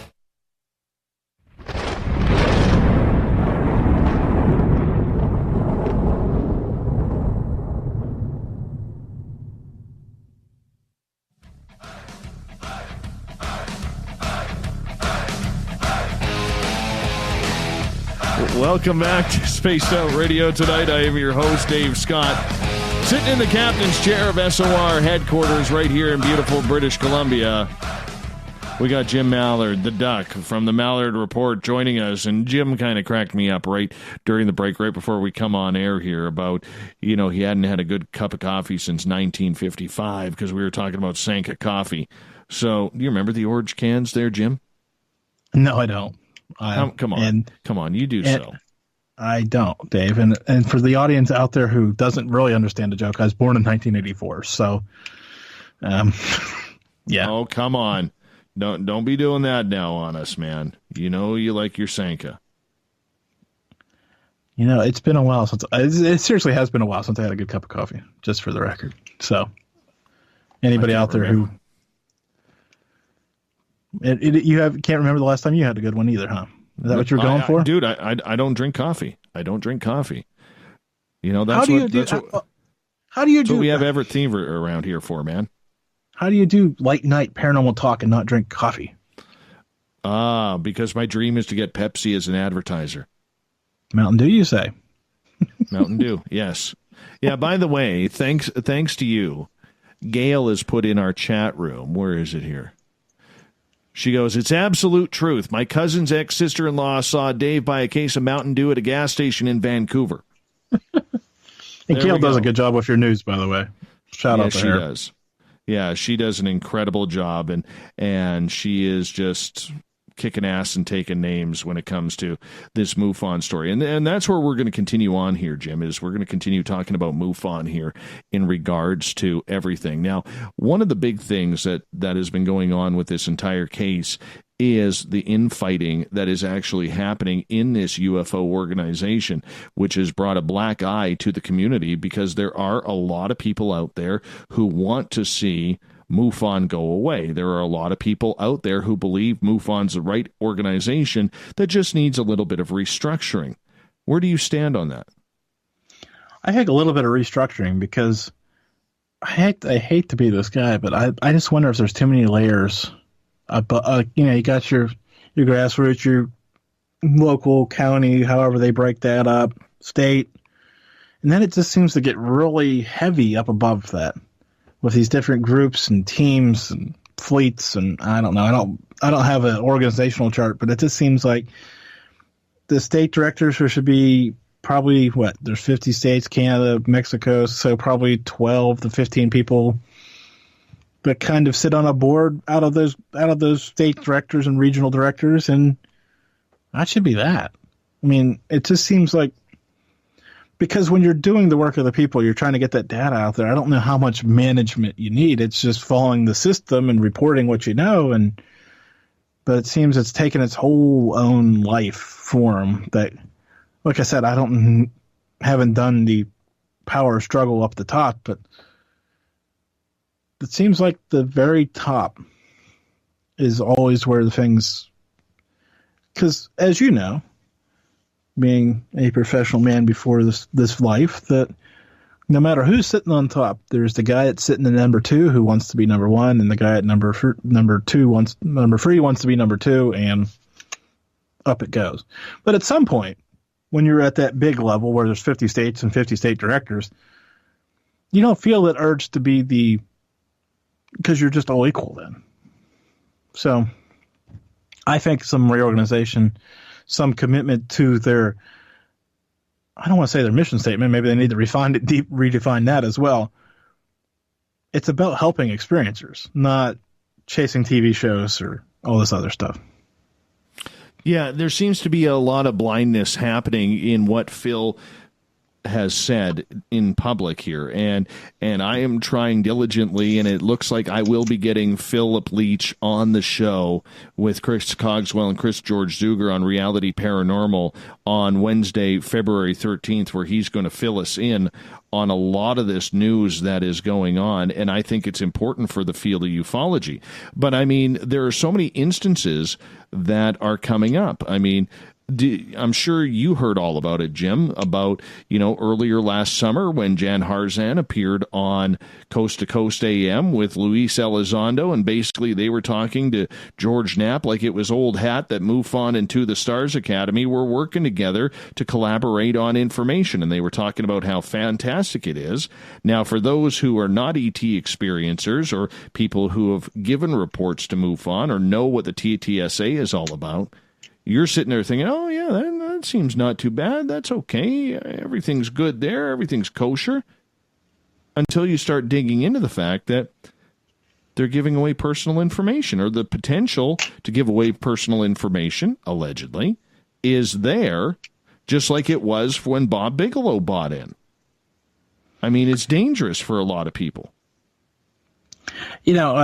Speaking of personal information, this is kind of in that same vein. I was talking to Trip Alex between my show and this show, and he is my cyber computer security go-to person. We all have people like this. Yes. And he was talking about personal data that people put in the websites and how readily available it is for somebody else to buy it. Credit card information, your email addresses, your secret questions, anything that you input pretty much is available for people to buy. And how do you protect we got into that conversation. How do you protect yourself from that? I mean, at the end of the day, once you put it on a website, it's kind of out there. I mean, no matter how much you may or may not trust that website, it's just kind of a matter of time before the organization sells it or it gets hacked out, which is unfortunate. Of course, I believe there are sites out there that can't get hacked into, but that's a whole nother discussion. But when you're trusted with people's information, you owe it to them, especially, again, in this case in particular, there's a trust, there's a relationship that needs built, because they are sharing a deep, intimate, personal experience with the investigator or whoever. They're not, out trying to save 50 cents on a box of Rice Krispies. They're sharing something that has profoundly changed their life to the point of wanting to tell somebody else. And I think that information, not only their email addresses, but that whole package should be protected with the utmost possible protection that anyone could think of. So to hear that, it could trade hands between the two organizations, and man, does that sit well with anybody? I mean, Dave, would you want to tell them your story? Oh, I've told a couple of MUFON people my story, and literally they've said, well, did you report it to MUFON? I laughed at them. I said, no. I said, why would I? Who do I know whose hands it's going to fall into? Yeah, and will it get reported, or will it go to the the other hands of the organization that take files that aren't reported. Exactly. Like, how do you trust them? You can't. And that's the problem that we have right now, is you have a lot of people who could potentially be getting screwed over here, Jim, and it's not their fault because they don't know. Okay? They're not educated, and that's not their fault because not everybody is in the field of ufology. Now here's a question for your listeners out there. Of course, they're already aware. But I don't know if any of these people reporting their stories are just blindly Google searching at 1:45 a.m. Eastern, where do I report my UFO story? I think there has to be a person that they come across that would say, hey, you should probably talk to MUFON about that. Like I said, there probably are people out there. It'd be an interesting poll to see how many cold calls, for the lack of a better explanation, show up at MUFON's door versus a referral. Because I believe they're getting way more referral traffic than they are just absolute cold calls. And here's the problem. If referral people, I mean, if somebody wants to report a UFO story to somebody, who do we refer them to? MUFON. If we stop saying that and say, I'll take your story. Let's talk about it. There isn't really a good, solid organization or anybody to exactly report that to. Well, we were talking about grassroots members drying up earlier. Well, if people stop reporting to them, here we are again with putting the organization in peril.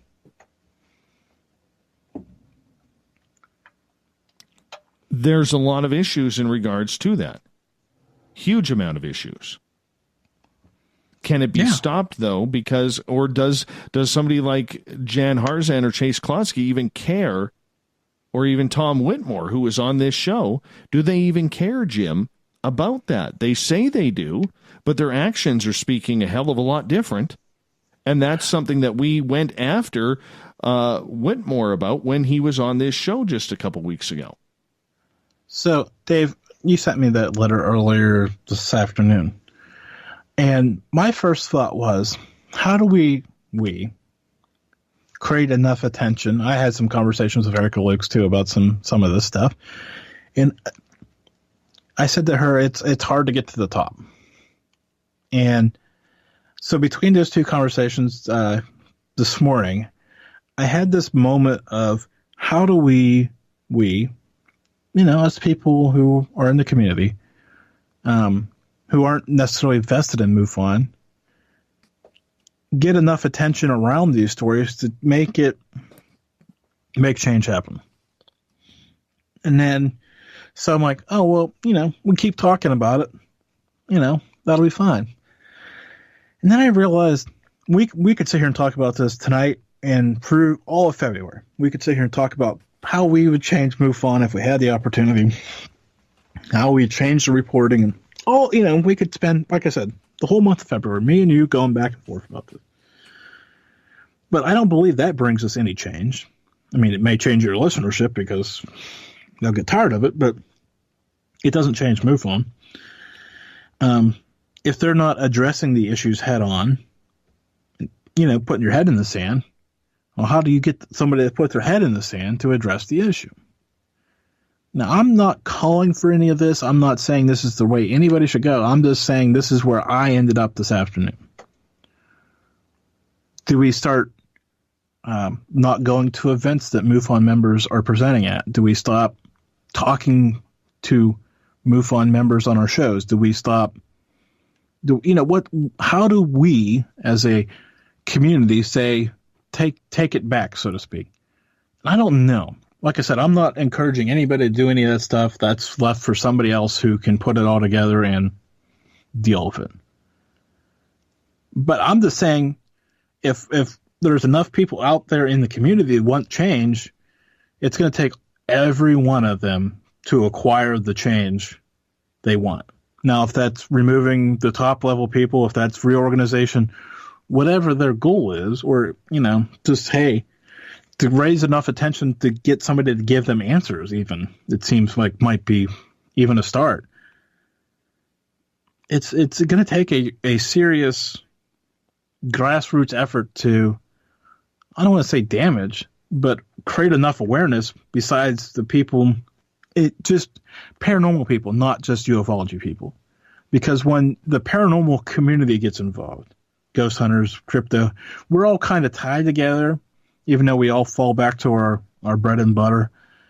But the more people talking about it and the more pressure being applied directly to the issue will solve, well, I don't want to say solve the issue, but will shine a very focused spotlight on the issue, which will help, hopefully, change the issue.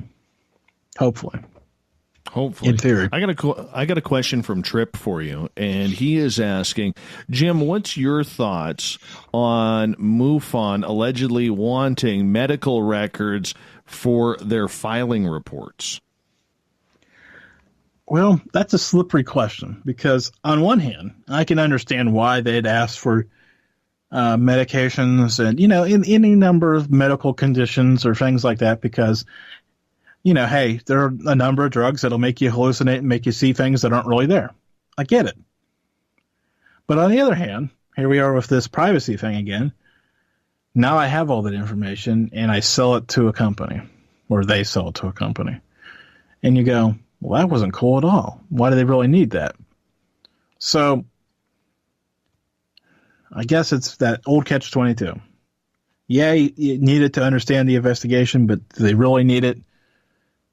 I don't know. I mean, I guess maybe it should be a checkbox. Have we spoke to the person about medical history? Yes. Is there any issues that would impede judgment? Yes or no? And just leave it at that? Could we leave it at that? Yes. I think that'd be fine. But to know that Dave Scott takes 8,000 units of vitamin D every day, I don't think anybody needs to know that, besides the person and their doctor and who, people they choose, not some random person walking into their life. Well, the funny part about it is Michael W. Hall, who is the paranormal lawyer around here, he was a former judge in the state of Washington. He actually stated that it violates HIPAA laws if they are doing that. Well, I'll defer to his opinion because he is the guy to know about all that. Yeah. I mean, but that's how scary it is. And that is what is going on. And there's a lot of violation to that. And it's making a lot of people uncomfortable. For instance, you look at Philip Leach, we're not talking about a dumb man here. We're talking about a man who spent the majority of his adult life as a coroner and dealing with those types of situations, which are very serious. This guy knows how to investigate. And when you see actions of groups and of people being conducted that are unprofessional, well, those who have actually done the work and done the time may have an issue with that. And I think that's what we're seeing in this battle. And unfortunately, the only ones who lose is going to be the public, because once again, ufology gives itself a black eye, Jim. And it's very good at doing that. Yeah, and I don't, well, there's a number of things in the paranormal field that are really good at it. Can't get out of their own way at times. But why is that? Why can't, we've all been paying attention for years now. At least some of us have been. Some of us have been too busy, or some of them have been too busy trying to climb the ladder and get fame, not necessarily paying attention to the details, the nuance, the understanding of what's going on. And the old line I can hear my late history teacher, God rest his soul, saying, "Those who do not understand history are doomed to repeat it." And it seems that is the case. Here we are again. They're doomed to repeat it. And hopefully, maybe if a change of leadership does happen, again, I'm not encouraging that. I'm not on the pulse enough to know if that's necessary, but there's definitely some change needed. It's just, I forgot where I was going, Dave. I'm sorry. No, it's just in regards to the change that potentially needs to be made. I mean, that's the difficulty of it. Yeah, and change, and here we are. I'll say this much for sure: change is painful. I'm not going to say hard. I'm going to say painful, especially when you're a organization who has done things for years a certain way. Our old habits are hard to break, and we know that. Even on our shows, there's old habits that we all have that we, oh yeah, I should stop doing that, but we still do them, and we don't understand. Even there's things. Yeah, there are things you do get over, but there are still some things that you just there's always that moment where it comes back. But if you don't try, and you just live in the ignorance of, well, in this case, like you were saying, HIPAA laws or privacy laws, or just smacking people's trust just because you want to make a dime, that's unacceptable to me. Now, like I said, if you have bad habits, you're supposed to fill out the forms with black pen and you use blue. Okay, well, that's, try harder. But if you're knowingly using your intent to damage a person's anything, that becomes a very serious problem in my book. I can't imagine you set out to collect data to sell it. I mean, there are people out there doing it, and there's a whole market for that. But that isn't their business. Their business is to be a trusted experiencer story collection hub, as I understand it. But of course, like I said, I have never done the deep dive on MUFON and probably never will because my head would explode. But I'm with you there. I am with you there in regards to that. I think, though, Jim, in the end, what it does come down to is there's a lot of trust that has been lost between members, former members, current members. They don't know what the heck is going on. All they know is that the organization that they know and love seems to be running around like a chicken with their head cut off these days, and that hurts people. I mean, it hurts the people who are involved. It hurts the people who have given their blood, sweat, and tears trying to bring this topic and this agenda to some sort of prominence in their lives with their friends, and it's scary to see the way it seems to be going. It really is, because there's a lot of good people out there right now, Jim, who are not having that opportunity to say what they want to say or to believe what they want to believe. I think there's a lot of people still in shock right now. And on that note, I'm going to get you to hold on. Jim Malliard is our guest tonight on Spaced Out Radio. We're talking paranormal, radio, UFOs, MUFON, your questions, and so much more as we got Jim for another 30 minutes right here on the Mighty SOR. We'll be back right after this.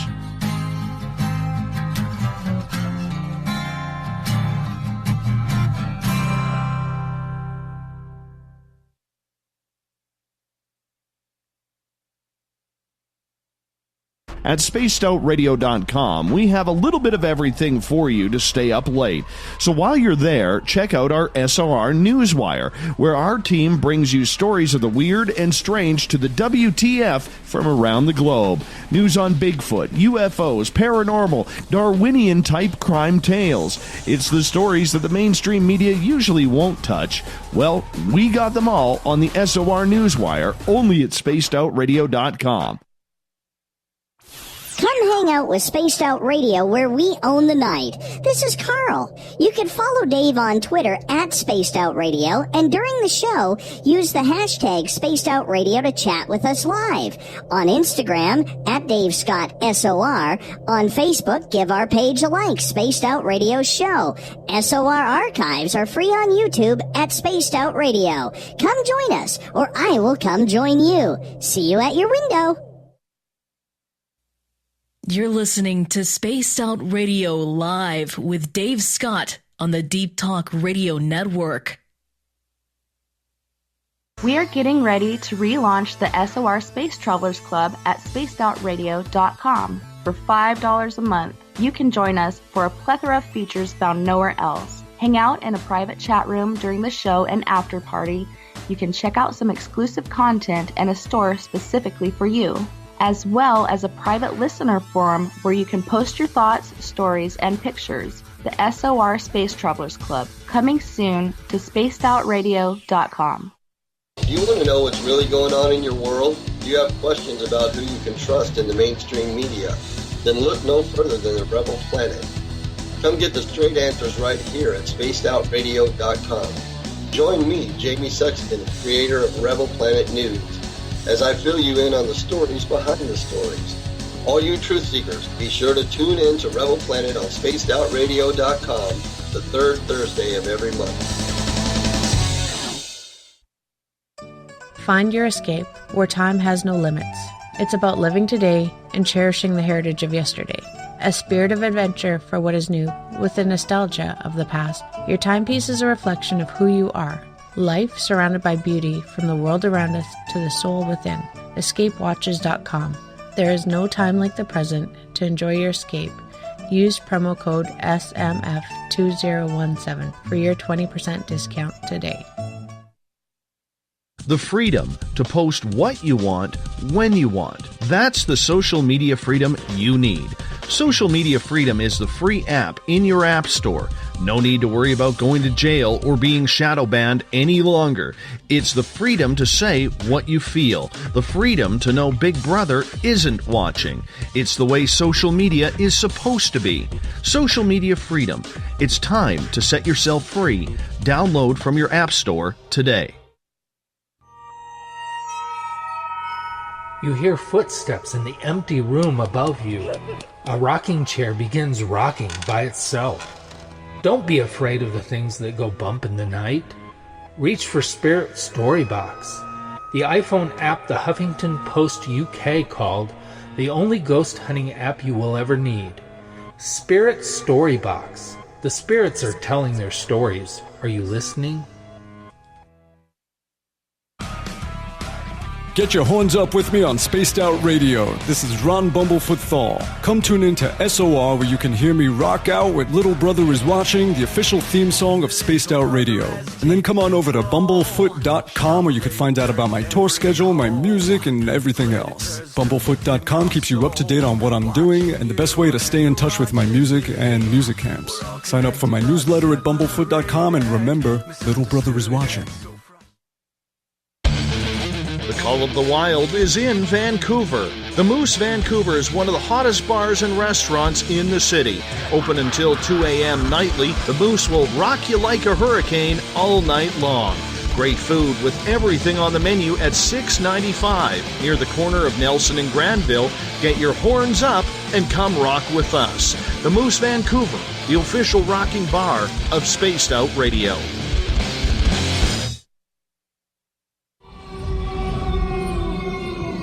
Hey, this is Canadian Paranormal Investigator Mike Moore. The third Wednesday of every month, I'll be teaming up with Dave Scott to bring you Ghosts of the Great White North. Each month, we will bring on guests from across Canada to discuss their ghostly encounters. Canada is a paranormal hotbed with stories you've never heard, so we're going to bring them to you. So get comfy on your Chesterfield, grab a donut, and join us, eh?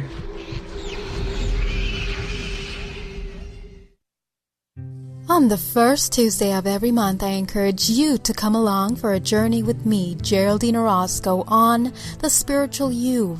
Together, we will take a look at how to access the highest expression of yourself and change your life. Consciousness, ET contact, health, and wellness, we can talk about it all. So come along for a spiritual ride with me, Geraldine Orozco, on The Spiritual You, only on Spaced Out Radio. You know, it's hard being the bad man of ufology, but that's just the way that I like it.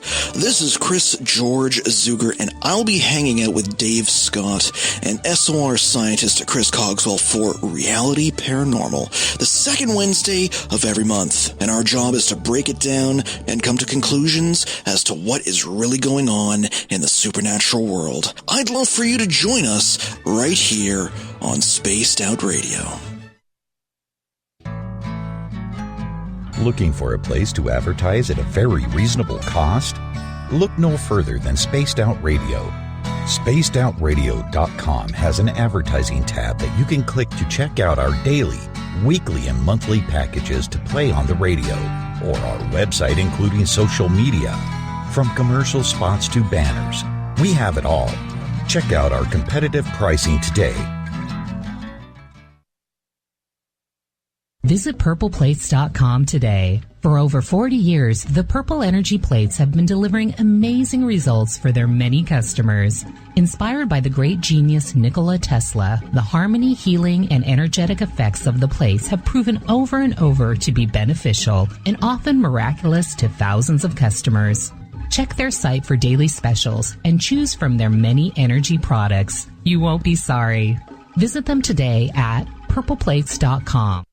So, you love talk radio? Then you'll love TalkStreamLive.com. TalkStream Live is always on, 24/7, with the best streaming talk shows. Find your favorite talkers and discover some new ones. It's free, readily available online or on mobile with any smartphone or tablet. Finding your favorite talk shows all in one place has gotten a whole lot easier. Just go to TalkStreamLive.com. Be sure to download the free apps from Google Play or the iTunes App Store.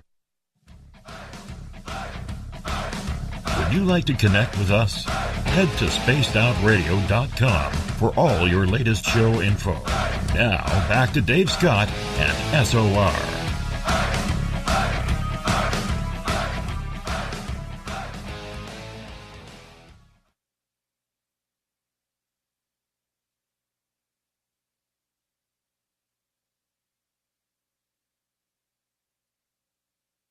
Welcome back to Spaced Out Radio tonight. I am your host, Dave Scott. Good to have you with us.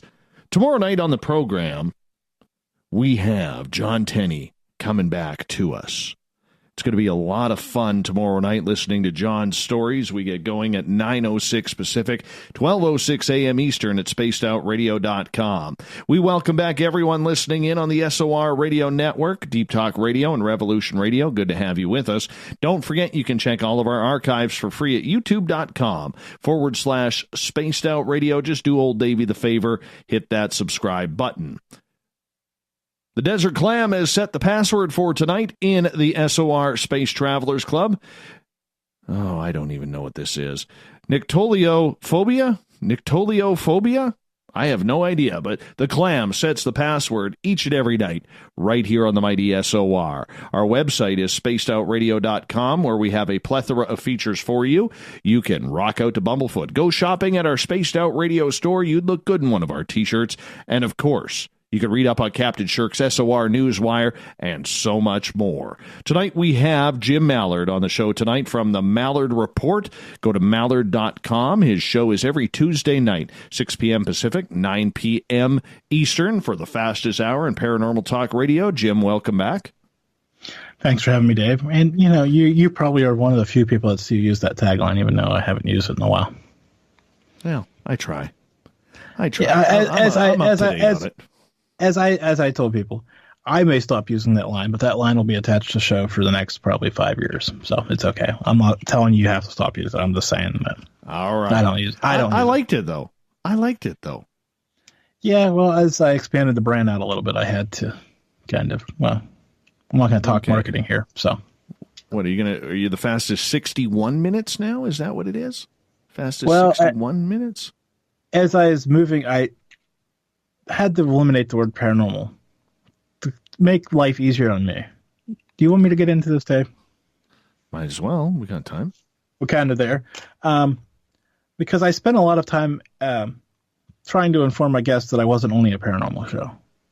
Right. That I was across the board show.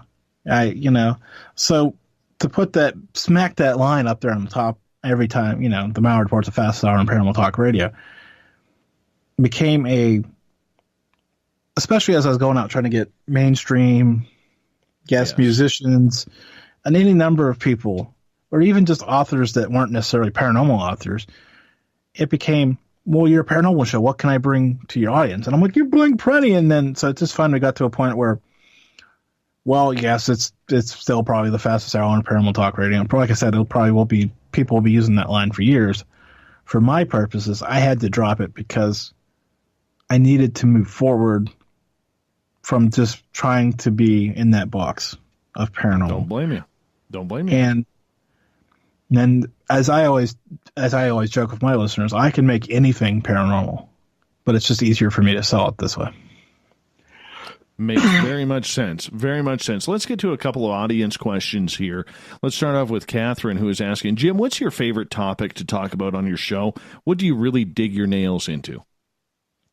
I like talking topics recently that require a higher level of thinking. Now, this isn't a great answer, but because when you're talking about a ghost story, yeah, they're good, or any number of these other experiences, yeah, they're good, but like spirituality, or one of the things I've been talking a lot about the last since Thanksgiving-ish, off and on with people, is volunteerism and how we can get back to people helping other people.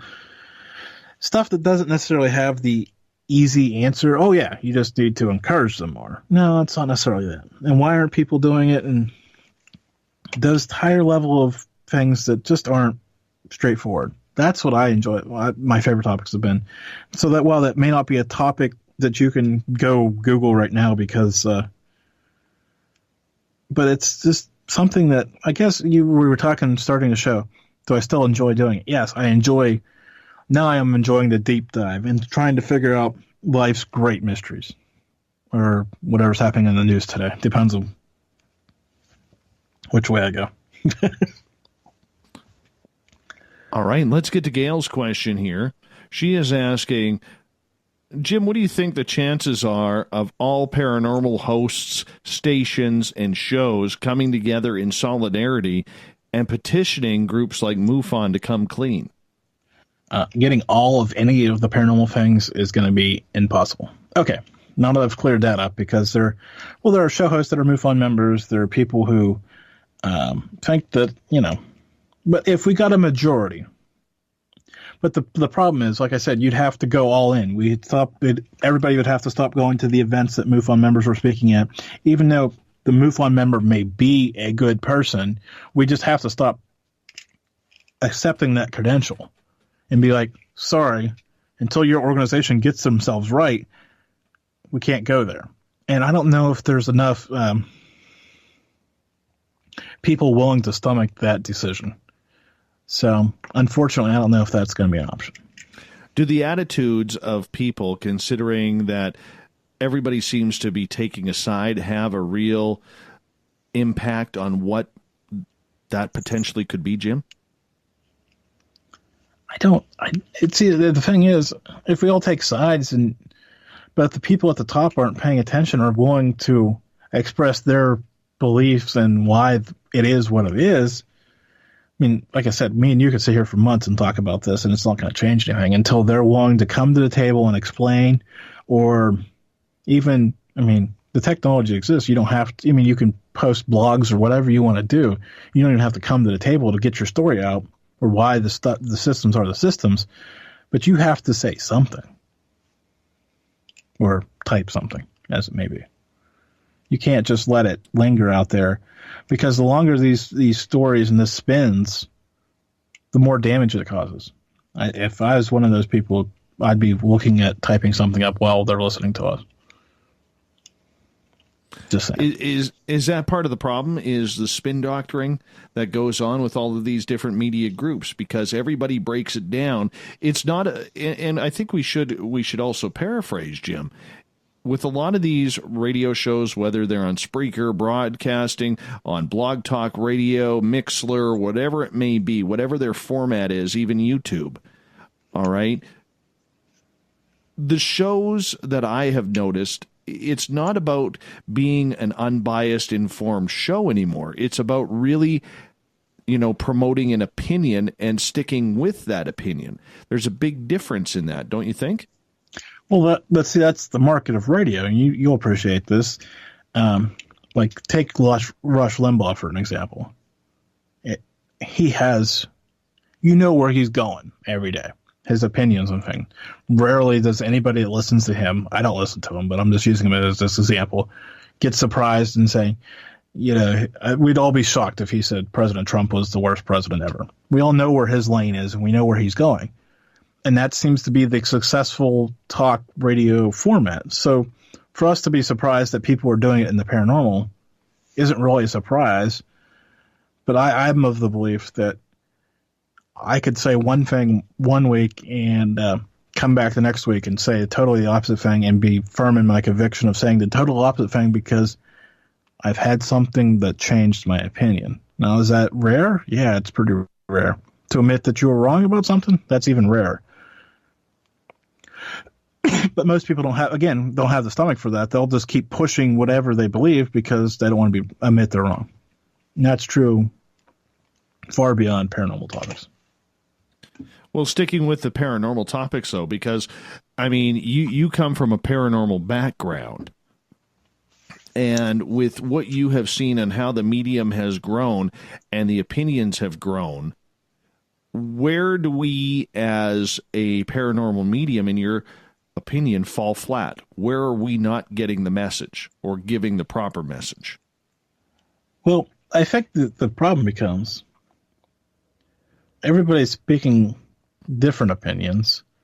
And after you hear 5 or 6 different opinions, you've already made up your opinion. So it's hard for that next voice to make a difference.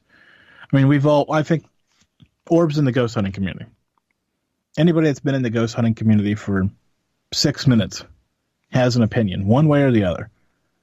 And now, 6 months later, there could be a whole different opinion because they've been educated about it. Or maybe they won't change their mind. But here's the thing. I mean, while everybody's speaking opinion and trying to be the most on point, the most articulate, whatever, trying to find the most listeners, if they're not being true to themselves, I think that is where a lot of shows fall short. When people can just hear it, the saying stuff to say stuff because they think that's what people want to hear. And I think that's where a lot of shows fall short and end up failing because nobody will listen to them because nobody believes them. Well, you bring up a good word in the word truth. And I look for a lot of key words that kind of have been happening, you know, and in these days of self-titled people, we see a lot of shows, a lot of networks out there, Jim, who are saying, if you want the real truth, listen to us. We're the ones, we're the truth seekers. I mean, that's the ultimate paranormal king, CHIVE, whatever. Yes, very familiar with all the people putting... the word truth and truth seeker and the network of truth and so on and so forth. But isn't truth, Jim, in any of these networks just opinion? Yes, because there's no tangible facts that everybody can agree on about all this. I'll look at the chat rooms here. Name one paranormal fact that across the board that everybody needs, all these chat rooms will agree on. I'll wait. I'll hang out for a while after you hang up with me here in, 15 minutes or so, just to see if anybody can put one of those truths up that everybody can agree on. And it won't happen. Because they're skeptics to the ghosts, they're skeptics to UFOs, they're skeptics to Bigfoot, they're skeptics to spirituality and everything we talk about. Everything we talk about. Maybe the closest we could come is agreeing that Dave Scott is a good host. I don't want to say great because I don't want to push the envelope too far in his Mountain Dew drinking ways. But I just wonder if we could even get a majority of the audience to agree to that, let alone any of these other truths that we're talking about. Is that a good thing or a bad thing? I don't know. I don't know either, because when you hear a lot of these people in the paranormal community or the Bigfoot community or the conspiracy community, UFO community, doesn't really matter. The minute they say they are the ones telling the truth, how do we know? And whose truth are they telling?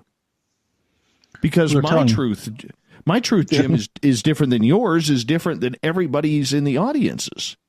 Yeah, and truth, okay, the sky is blue. Okay. But there are some people out there who'll fight that. And there everything at the end of the day is a matter of opinion. It's how you perceive things, it's how you've got to that point in life.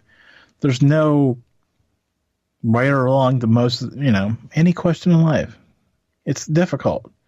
And to label themselves the truth or the truth seeker or any of these phrases that you stop listening to them after a while. I mean, we were just talking about my tagline for my show.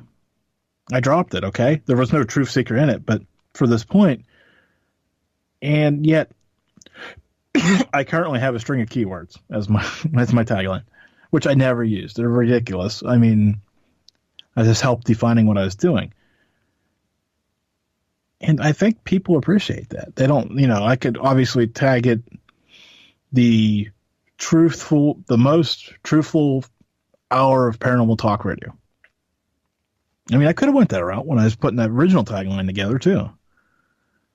But I didn't, because at the end of the day, at least I'm aware selfly that, yeah, we'll talk about it for an hour, but we're never going to agree. So. Is it dangerous? knowing by what we talked about in hour number 1 that we as show hosts or article hosts or YouTube channel hosts have people who are following our every word? It's dangerous to the point of when people start asking people to follow their beliefs. Anytime, because an honest discussion about UFOs is not dangerous. It's opening the mind to other worldly possibilities. But when a show host goes out and encourages people to run around the woods at night, either Bigfoot hunting or ghost hunting by themselves, that can get dangerous. So, yeah, it can be dangerous. But on the other hand, the end user, the listener, has to bear some, I'm not saying all responsibility, I'm saying some responsibility for themselves. But I know in this day and age, if somebody tells them to do it, they're going to do it and blame the person for telling them to do it. I'm not that naive, even though I'm from Western Pennsylvania, gang. I'm not that naive. So yes, the host has to be responsible. The guests out there need to be responsible for it as well. Because while I may have an experience, Dave and me could walk out into our backyards tonight after the show and have 2 totally different experiences and get back together and talk about them. But doesn't mean everybody should go walk out in their backwoods and have an experience tonight, because the odds of that happening are remotely slim. And especially if the temperature's in the Northeast, I can't encourage anybody to walk outside tonight. Oh, that's for sure. She's damn cold out there across this continent, my friend. Damn cold out there. But in the end, you do have to be careful. This leads to Kat's question. She goes, in the paranormal field, I think everybody, whether they're inside or outside of the field, can agree that there is odd things that happen that we can't explain. Would you agree, Jim? But some people will define them as just coincidental, or you're making too much of it, or there's always a skepticism about anything that happens. So while I agree, I don't know if everybody agrees that strange knocking or and we'll just leave it at strange knocking. Oh, that was just your house settling or a squirrel. Well, there you are. We can't all agree that any strange experience is a paranormal experience, sadly, even though I believe most of them are. Comes down to trying to be accurate with the reporting, though. Well, yeah, and how people, again, how credible is the witness? How credible, does the person believe that, when every time somebody sneezes, their soul's trying to escape, or are they of logic and sound mind that understand that maybe not? Mm-hmm. So I think there's a process of understanding people's stories that you have to go through. And I don't know that submitting data is the great idea. Every experience is different. You've had different experiences. Could you put them into the same template? Even just your couple experiences? No, they're different. They're wildly different each time. Mm-hmm. We only got about 4.5 minutes here with you then. What are your thoughts then, Jim, as we start to round this out, about people who are out there self-titling themselves, whether it's as investigative journalists, whether it's as scientists or something along those lines. What's your thoughts on this? My thoughts are, no. I think respect is earned, not given. So you go out and do some good, solid, investigative journalist type of stuff, and somebody along the line will say, hey, you're a good investigative journalist. And then you can use it. Or use that quote. Dave Scott said I was a good investigative journalist. Okay. That gives you some credibility. Or I think science is one of those things that you have to back up with I hate sheets of papers from universities on the wall, but I think that's one of those areas that, yeah, the proper amount of schooling should back up, not some, hey, I studied ghostology at www.ghosthuntingforspecialpeople.com. No, doesn't fly. And I'll never forget the first time somebody posted a comment or sent me an email about how good of a host I was. Because I didn't really think, for a while, I was just kind of a guy with a microphone. I didn't really think about myself as a host or any of these things. And maybe I come at this backwards, and maybe I'm the wrong guy to ask about this, but for the early years of trying to figure this out, there was a lot of listening to shows and trying to figure out, is that what I want to do, or is that what I want to do? But I listened to a lot trying to figure out how to get to where I wanted to be, even though I didn't know where I wanted to be. But when somebody finally said, hey, you're on the right track, or beyond that, it validated my thoughts of what it was I wanted to do differently than what everybody else was doing. So that's a little different, because hosting is a personality-based business, while science is a factual-driven research protocol field. Investigative journalism kind of falls more on that science side of things, in my opinion, because you got to research, you got to get your facts together, you got to present it. So I think that's where I'm at with that. And nobody should be wanting to be a demonologist, for the record. Well, some people are proud about that, my friend. Some people are proud about that. And that's something that, at least the fad is dying when it comes to that. For now. It'll be back, because what we talked about an hour or two there about people who don't understand history are doomed to repeat it. So, especially in this field. Jim, we only got about a minute left with you tonight, and I want to say thank you so much for coming on in short notice here, as our original guest canceled about 20 minutes before showtime, and the fact that you were awake and able to come on in and bail us out. Really appreciate you taking the time to do that and to help out our audience, because I'm sure they would have got sick and tired of just me on here for about 3 hours wondering what the hell is Dave talking about, because I would have been in mild gibberish by this time. I'm glad the stars aligned, because I was awake. The kids don't have school tomorrow, so it all kind of just lined up perfectly for me. I want to thank everybody who listened to me.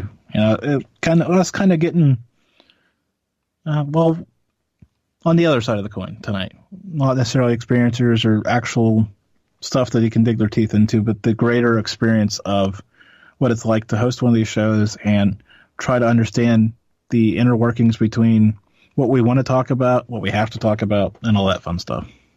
It was a lot of fun. Jim, quickly, before we let you go, let everybody know how they can find your show. Malliard.com, MALLIARD. Tune in, Stitcher, all your favorite podcasters. If I'm not there, let me know. I'll try to get it there. Tuesday nights, 9 p.m. Eastern. Dave's already mentioned that, and that's all. Look me up. All right, Duck, thank you so much. The SOR Newswire coming up next on the Mighty SOR.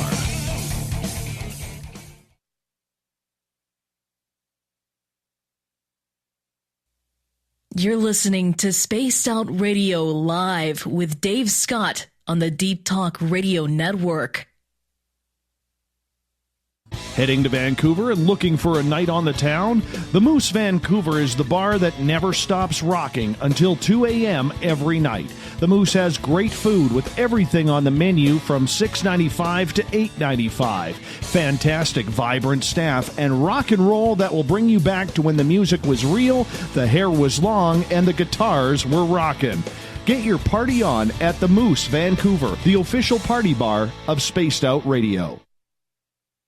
Hello, this is your guitar man, Ron Bumblefoot Thal, and I have to tell you, I love the response I get for Little Brother is Watching from Spaced Out Radio fans. It's amazing how music can inspire and make people think deeper about what's going on in the supernatural world. You can head over to my website, bumblefoot.com, to check out my music, my guitar workshops, my touring, even check out some of the hot sauces that I'm working on. And make sure you keep on listening, because with Spaced Out Radio, you know Little Brother is watching.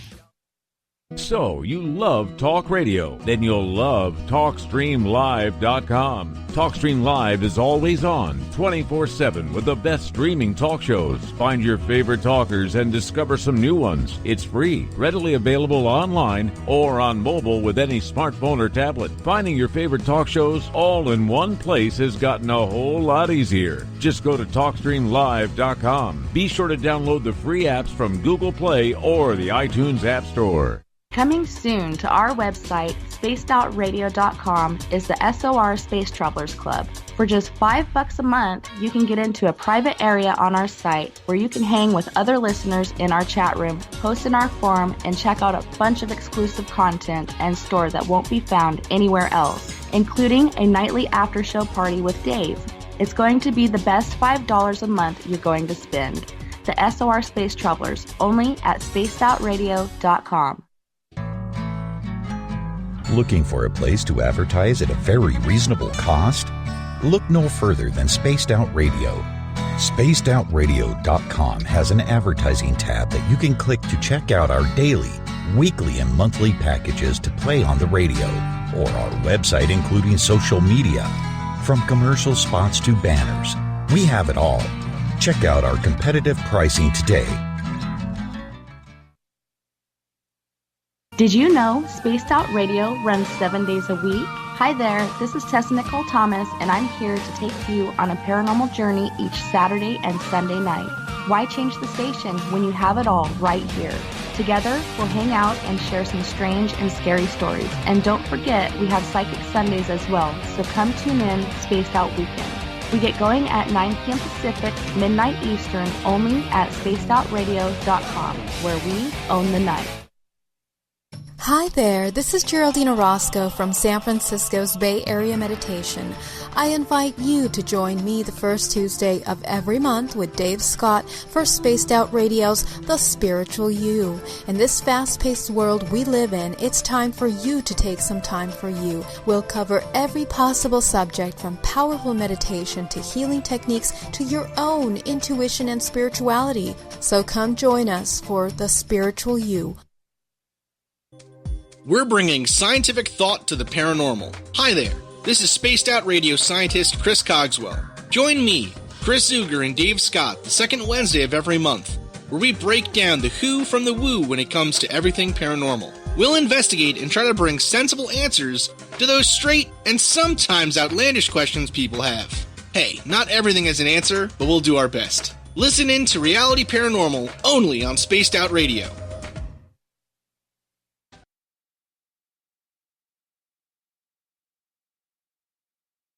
Posting your thoughts on social media.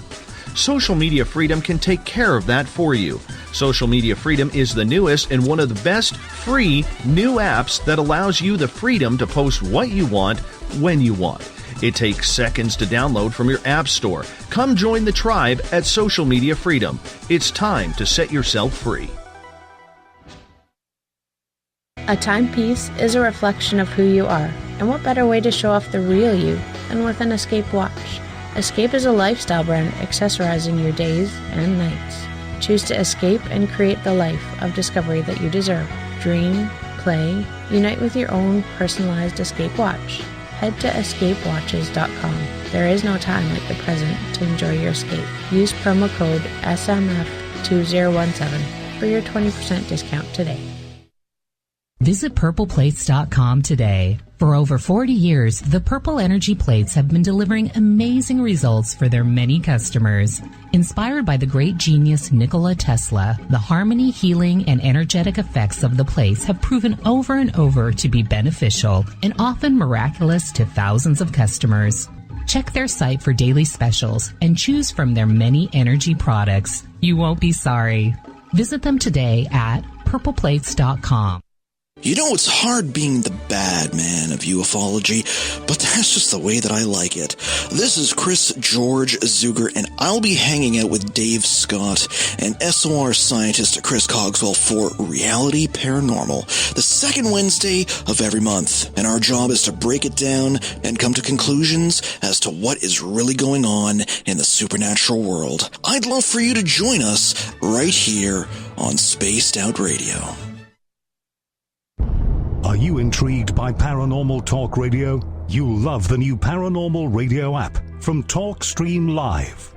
You'll find a great selection of talk shows covering UFOs, ghosts, strange phenomena, and much more. Download the Paranormal Radio app now and start listening to the very best in paranormal talk entertainment, including the network you're listening to right now, the Paranormal Radio app, free in Google Play and the iOS App Store. You hear footsteps in the empty room above you. A rocking chair begins rocking by itself. Don't be afraid of the things that go bump in the night. Reach for Spirit Storybox, the iPhone app the Huffington Post UK called the only ghost hunting app you will ever need. Spirit Storybox. The spirits are telling their stories. Are you listening?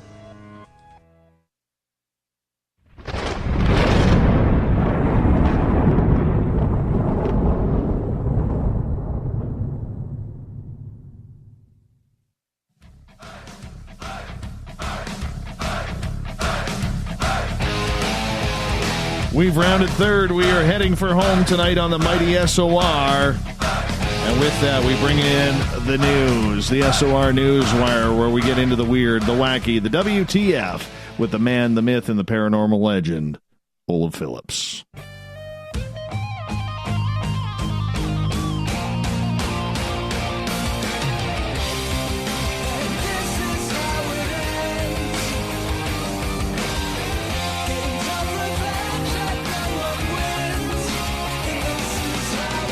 The news is always changing, which is why we bring you the SOR Newswire at the back end of every show, where we get into the strange that may not hit the mainstream media, but we think it's important to bring to all of you. And with that, from Paranoia Magazine, Mr. Olaf Phillips. How you doing, buddy? Greetings and salutations. Good to have you with us. Hope you had a good night at the Tiki Lounge. No Tiki Lounge last night. Oh, that was last night. I thought it was tonight. No tiki time for a few days. Are you on a first name basis there now? No, I go to different ones.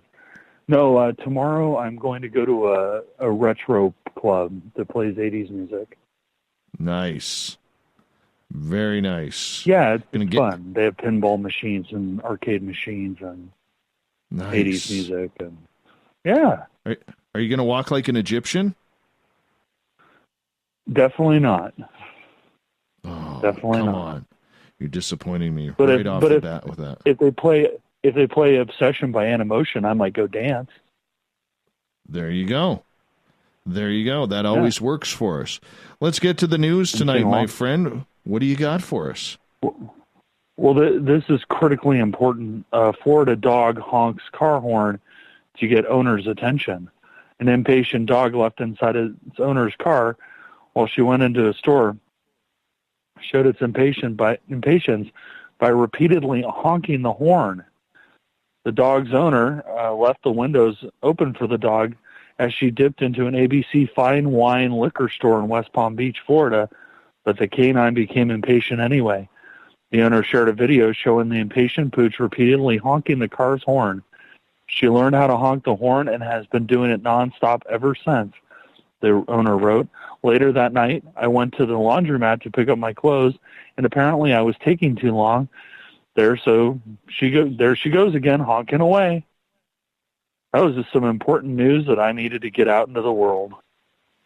Hey, that is very important stuff. Very important stuff when it comes to a very smart dog who's not going to take crap from its owner. Tell me about it. Yeah. I'm at a loss for words. I don't know what to say. Smart dog, though. Let's be honest. Smart dog. Let's give the dog the kudos, just saying, hey, let's go. Let's go. Tired of being in here. Get on with it. Exactly. Yeah, get on All with right. it. Well, let's get on with it then. What else you got for us? Florida thief threatens woman with knife, climbs through window into her car, makes off with $1. Good guy. A Florida thief, after the almighty dollar, found he wound up with exactly that, $1. Jerome Mechanic, 59, was arrested last week after cops said he was the man seen on a surveillance video crawling through a driver's car window and running off with a bounty of $1. The man, identified by authorities as Mechanic, was seen on the video walking around a 2010 Honda Insight at a Regions Bank drive-through ATM in Tampa around 8 a.m. At one point, he approaches the driver's side window, shows a 4-inch knife to a female driver inside the vehicle, and demands money. When she refuses, cops say Mechanic then climbs through the open driver's side window, crawling over the driver, sits in the passenger seat. Hillsborough County deputy said Mechanic removed the car keys from the ignition and continued waving the knife at the female driver. The woman somehow was able to get the car keys back in. After a short struggle with the knife, Mechanic grabbed a $1 bill from the floorboard and ran out the passenger side. Deputies said the victim had cuts on her right hand and fingers. Mechanic was arrested 10 miles away from the bank and is accused of several felony charges, including aggravated battery and armed burglary. He remains in jail on an $85,000 bail for $1. It's an expensive dollar, my friend. Expensive dollar. It is an expensive dollar. It is. I don't get people. Really don't. People either. I mean, Florida or not, that's just being a little cruel. Being a little cruel. That's a little bad, but I mean, to do it all for $1 is too much, man. I mean, was there no change in the ashtray since nobody smokes in their cars anymore? Well, he got the $1 off the floorboard. Well, I understand that, but I mean, like, come on, bud. We got to do better than this. Let's get $1.50. Let's get $1.50 out of it if you're going to exactly get nailed and be on an $85,000 bail. That's exactly my point. You know, like, go for the ashtray change. That's where the big bucks are. I've got a better idea. Don't do it. That works too. He's going to go to jail for $1. Yeah. Did I tell you the story? Yeah. My dad recently had his van broken into. All right. Now, my dad loves golf. Absolutely loves golf. Okay. He's not a good golfer, but you know what? He goes and plays a couple times a week with his buddies, and that's his R&R. That's what he enjoys, and you know, by God, he's going to be 70 years old this year, and in my opinion, my dad deserves it. All right, go play as much golf as you possibly can. Anyways, so this guy breaks into my dad's van, and my dad had this golf cart, I believe from 2 years ago, that he's been holding on to, and he rubs it into his buddies all the time, where he got 3 birdies on the back 9 in order to win their bet for the day or whatever it was. So this thief who breaks into my dad's van, steals his golf cart. Okay. And now my dad's buddies are all excited because my dad can no longer rub it in and show them the evidence that he got the 3 birdies on the back 9 to win that day. So my dad is absolutely heartbroken. His buddies now say that never happened. And he lost his golf cart. In the meantime, he had to claim it on insurance that his vehicle was broken into. Not very good times for the old man right now. That sucks. Yeah, totally. But is that all he got? He just got the golf cart. He got the golf cart and some spare change and not too much. Not too much at all. Sounds like a Florida story. It could be. It could be a very good Florida story. That is for sure. That is for sure. You want another? What else you got? You want a legit give it. Legit Florida story. Okay. Let's do it.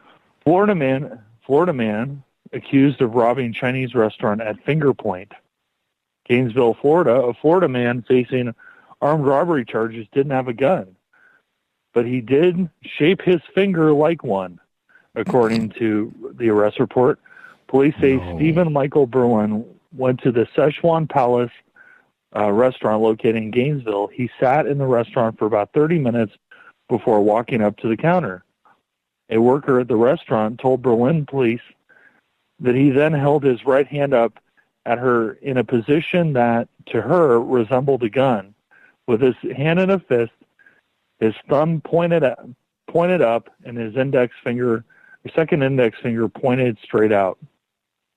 The victim believed Berlin might have a real weapon and was in fear for her life. She followed his demands, opening the cash drawer. He then took the money inside, the police report states. The suspect then left the store. The victim later told responding officers she was afraid to pick up the phone after the suspect left because she thought the defendant would return and shoot her. Police located Berlin 3 blocks away from the restaurant. When an officer approached him, Berlin spontaneously confessed to the robbery almost immediately upon contact. Officers say they also recovered $577 in his possessions. Berlin, 56, now faces felony charges of robbery with a deadly weapon because he intentionally caused the victim to fear serious bodily injury or even death. Like, what's he going to do? So he got nailed. Pew, pew. He got nailed for armed robbery using his finger. Wow. That's all I got to say. Wow, that is a new one. How do you go to prison and act like a tough guy with that one? How does that work? I don't know. I'm not sure. I want to know this. I want to know this. I hear you. I mean, that's the ultimate heist. Using your finger. That is the ultimate heist. Using your finger. I'm actually impressed with this. And he got nailed for armed robbery. I'm actually very impressed.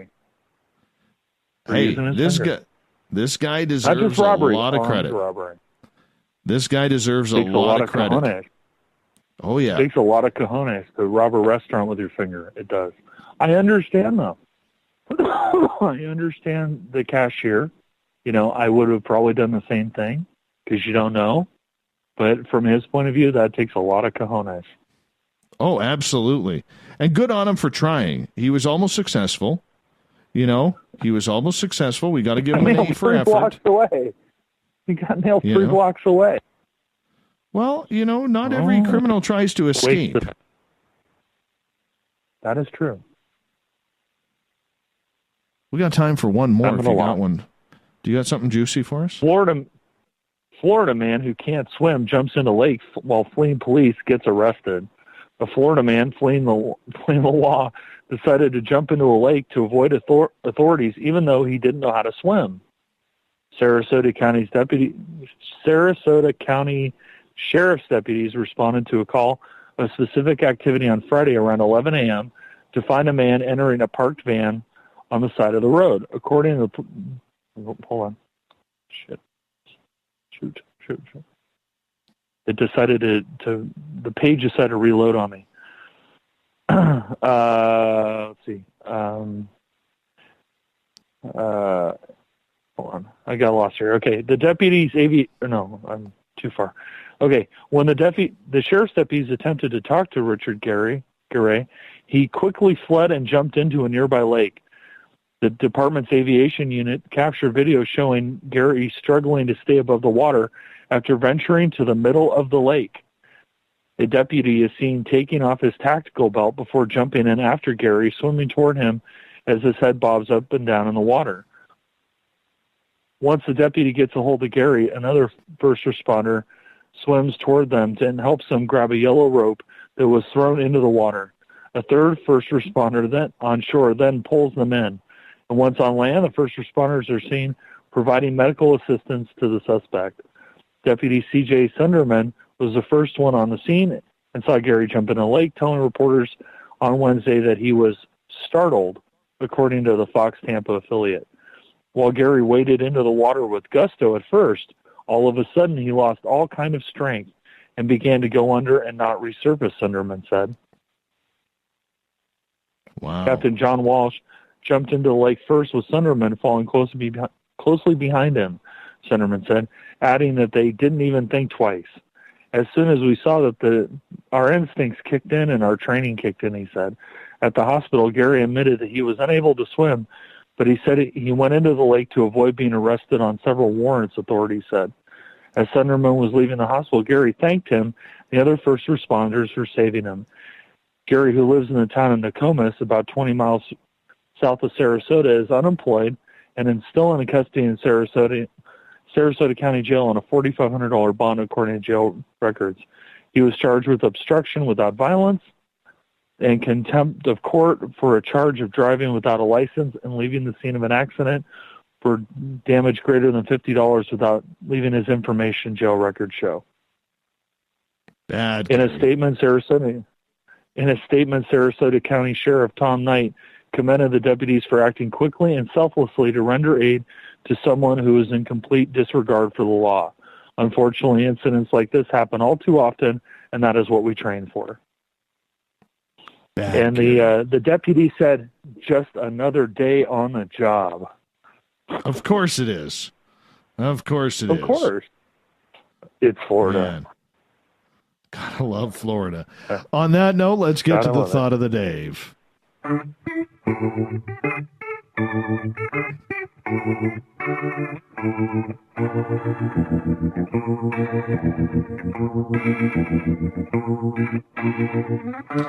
Thought of the Dave happens every night at this time, where we ask a question on our Facebook and Twitter pages, then read your responses on the air, because we love the audience participation around here. So today's Thought of the Dave is as follows. What's it like to have a spiritual encounter that's affected your daily life? We got some interesting ones here, my friend. Very interesting ones. I bet. I'm looking forward to it. Here we go. Robin, I had a chakra cleansing and it made me feel like I can do anything after I was finished. Francesca jumps in and says, hot yoga, body, mind, soul alignment, changing my life's perceptions. Sounds kind of hot. Christoph. It does. It was one of the most eye-opening experiences I've ever had. Reverend Keith.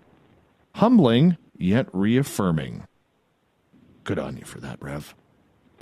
Kelly. My wife Cheryl's chicken avocado salad. It's the closest thing to a spiritual experience I've ever had. I assume that's the same feeling I'm going to have when I have Tim Hortons for the first time. Oh, yes, my friend. Oh, yes. It is. It's Gail. Oh, it is. It is. It is. You know? I've had Tim Hortons. Mm-hmm. Oh, trust me, I know. Mm-hmm. I know. Yeah. You're Canadian. I got surprised by Bazooka Joe with an ice cap today, so I'm all good. I'm all good. Made me happy. All right, let's continue. Gail. I'm old-fashioned and of traditional beliefs outside of my love for Rob Zombie and his newest song about a UFO. Amazing Grace. Once I was lost, but now I'm found. Was blind, but now I see. It's amazing what Rob Zombie can do for a person. I don't know what that means in particular to the show, but that's Gail for you. Anyways, let's continue on. Renee, I tend to be old-fashioned and I don't believe in this new age stuff, so when I see some of these shows on the weekday and weekend, I tend to avoid them because they're a little bit wonky to me. Chakra cleansing and all that makes me giggle. I know I tend to be a large skeptic of this stuff due to my own experiences as a psychic medium, and rather be rude or eye roll, I just stay away for those days. Continuing on here. Michael, otherwise known as the Pen Man. I've had some interesting experiences with Jesus. I am not a Bible thumper, more of just a quiet believer. Although I had a vision once and God spoke to me in a big booming voice, I couldn't see while this was happening and had to hang onto a railing. The event happened a few days later, exactly as I had seen it unfold, and I was told it was going to happen that way. It was very tragic, made me a complete believer. Oh, that, Mike, you've never told me that story. I'm going to need to hear that. That's serious. Yeah. Carl gets the last word today. I was in an audience this past August listening to Michelle Sheldon giving a lecture on channeling. The second half of the lecture, she channeled members of the 12th Galactic Console or something like that to answer questions for the audience. One woman asked for a group healing. A member from Sirius was channeled and performed the healing. Just more woo-woo, I thought. A little later, I noticed that I was sitting up straight for over 20 minutes. I hadn't been able to do that for over 7 years due to scoliosis. To this day, I can continue to sit up straight without any pain. No woo-woo anymore, as far as I'm concerned. Let us know where we can find Paranoia Magazine, my friend. ParanoiaMagazine.com, Paranoia Magazine on Facebook, and Paranoia Mags on Instagram. Check out our Facebook, and you can watch the first episode of The Paranoid Traveler. Awesome. Awesome. We'll talk to you tomorrow night, buddy. Really appreciate you taking the time. Always a pleasure. And we also want to thank Captain Shirk for doing all of our news on the SOR Newswire, which can be found at spacedoutradio.com. Just click on the news tab. It is right there for you. Big thanks to Jim Malliard for coming on short notice, talking about everything to do with the paranormal, UFOs, the news of the day. We love Jim Malliard around here. Thank you so much, Duck. Appreciate it. Tomorrow night on the program, John Tenney is back. First time of 2019 that the Paranormal Weirdo will be in session here on the mighty SOR. We hope you all join us, 9:06 Pacific, 12:06 a.m. Eastern at spacedoutradio.com. We got Mr. Ron Bumblefoot THAL rocking in the background with Little Brother is Watching. Bumblefoot is the official music of Spaced Out Radio, rocking us in and out of every single show. Get your horns up for the guitar god himself.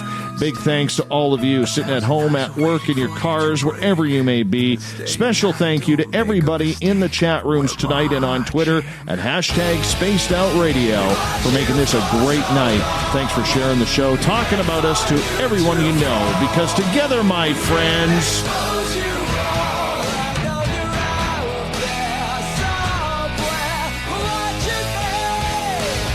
we own the night. I will talk to you in 21 hours from now.